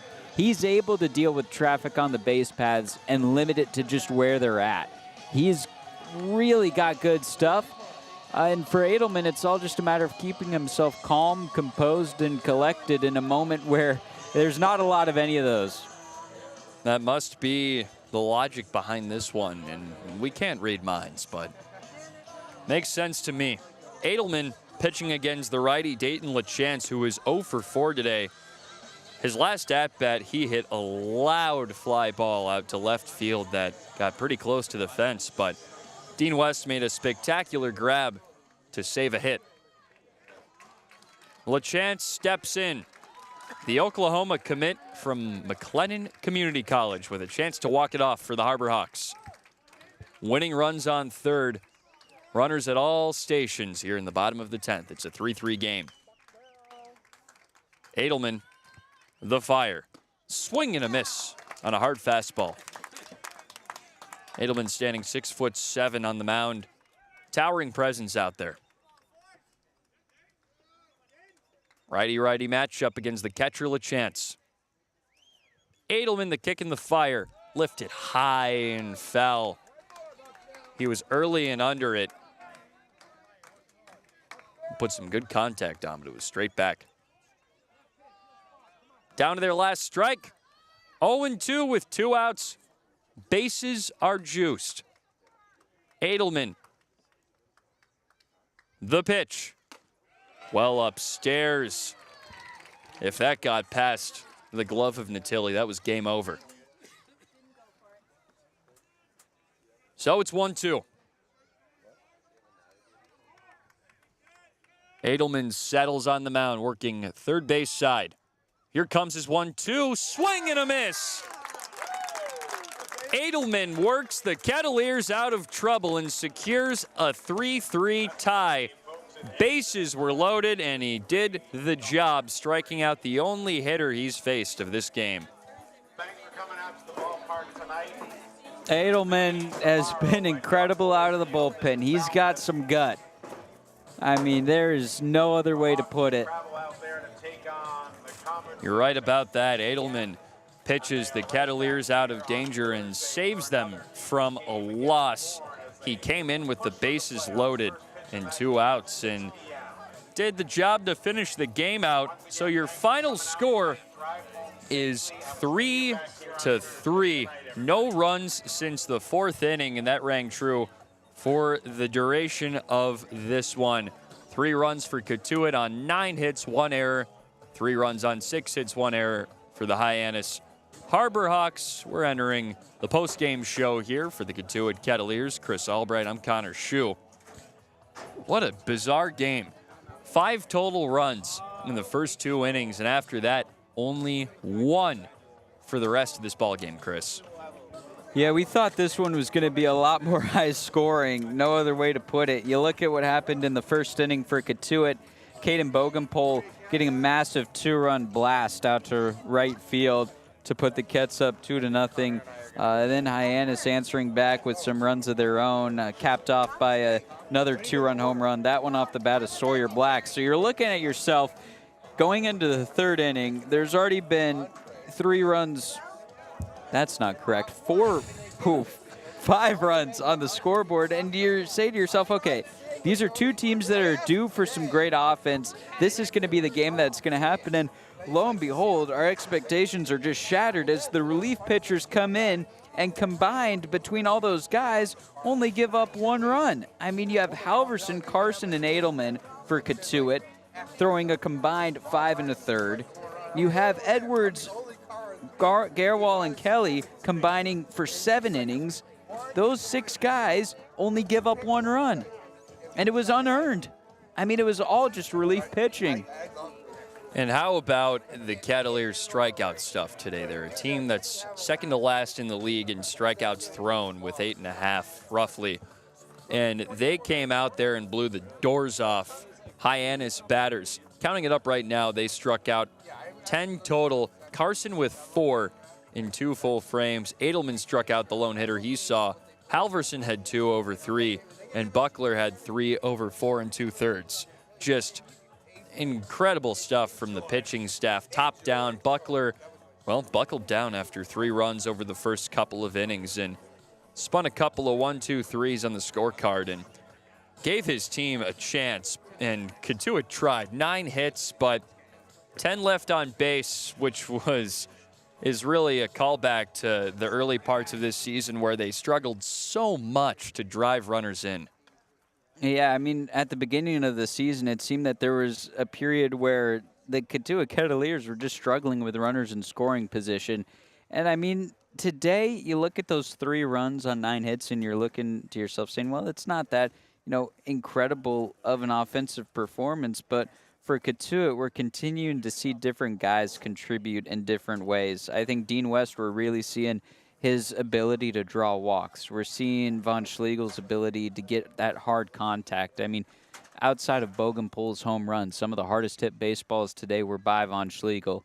You're looking at Nolan Stevens really contributing in his first 2 at-bats with a single and a double.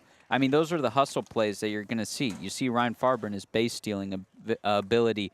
Even though the runs weren't really there for Cotuit, the same team was. And it's a Cotuit team that is really gritty on the diamond, knows how to play a game from start to finish. And I'm looking forward to these, remaining games. We got 5 left. And Cotuit's going to have to play grinded-out baseball for all of them. There's going to be no easy win, no given win these next 5 games. It's truly who has got more left in the tank for this last week.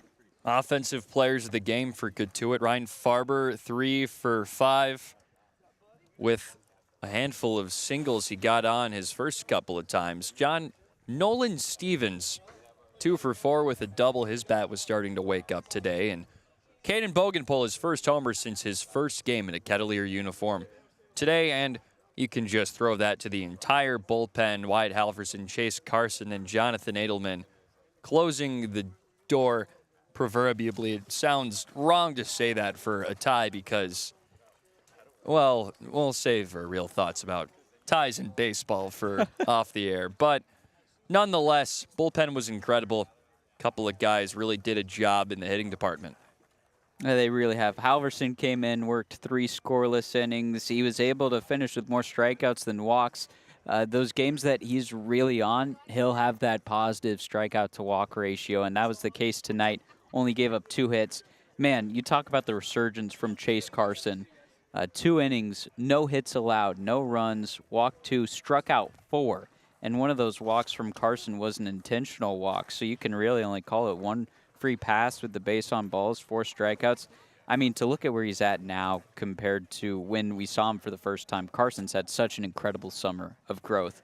And then big Jonathan Edelman, I think he's come into more situations than anyone on Cape League where it's just high leverage, intense baseball. I mean, this guy comes in to the toughest situations and finds a way to buckle down every single time. It doesn't matter if the bases are loaded, the game's tied, you're up by 1, you can't allow a run. You call on Jonathan Edelman.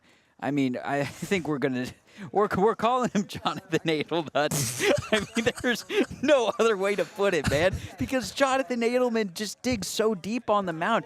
He can buckle down no matter the situation. And I, stress this because there have been multiple games where, to be quite frank, Cotuit maybe should have lost or maybe could have tied, and Jonathan Edelman's presence up on the mound and his ability to pound the strike zone when many other pitchers would be scared to give up any sort of contact, Edelman looks down the batter and challenges him to hit, and Edelman wins those battles.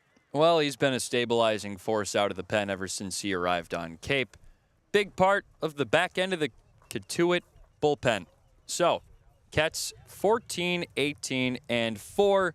Hyannis 14, 17, and 4. We're reaching the final stretch. We've got Harwich at home at 4:30 tomorrow. Then it's Orleans, Wareham, Bourne, and Falmouth. 3 straight West Division foes. To end this one, the Kettleers going to look to end hot to stay in the playoff picture and hopefully get a little higher in the standings. Chris, any final thoughts? It's going to be some fun baseball. I mean, Cotuit's continuing to hang above the playoff picture, gaining a point. You would like 2 points on a game like tonight, but hey, you'll take your point. You're now up over Falmouth in the standings by 4. That's 2 games in hand. Wrapping up the season at Falmouth, the Kettleers are getting closer to the point where they can say that they control their own destiny, which is where you want to be come playoff time. So you don't want to be on the wrong side of the glass looking and saying, I need these specific teams to win or lose. You want to be able to pave your own way into the playoffs, and Cotuit's getting closer and closer to doing just that. So really good stuff coming up for the Kettleers. Going to see Max Haug on the mound, Haug tomorrow up on the mound versus Harwich. He's been incredible as a starting pitcher, much like Ryan Buckler, starting the season as a reliever and then transitioning to the starting role. So some fun baseball being played tomorrow, and then hopefully we'll see some new faces, a couple reinforcements coming for Cotuit. Overall, just plenty of exciting baseball still to be played. Final lines, 3 runs, 9 hits, 1 error, and 10 left on for Cotuit. 3 runs, 6 hits, 1 error, and 8 left on for Hyannis. The Cats see Harwich at home tomorrow at 4:30. Don't miss that one and join Chris, Brooke, and I on air there. Thanks to Sorka Lewis, our producer. And for Chris Albright, Brooke Kilgore, I am Connor Shue. Signing off the air, everyone. Have a good night.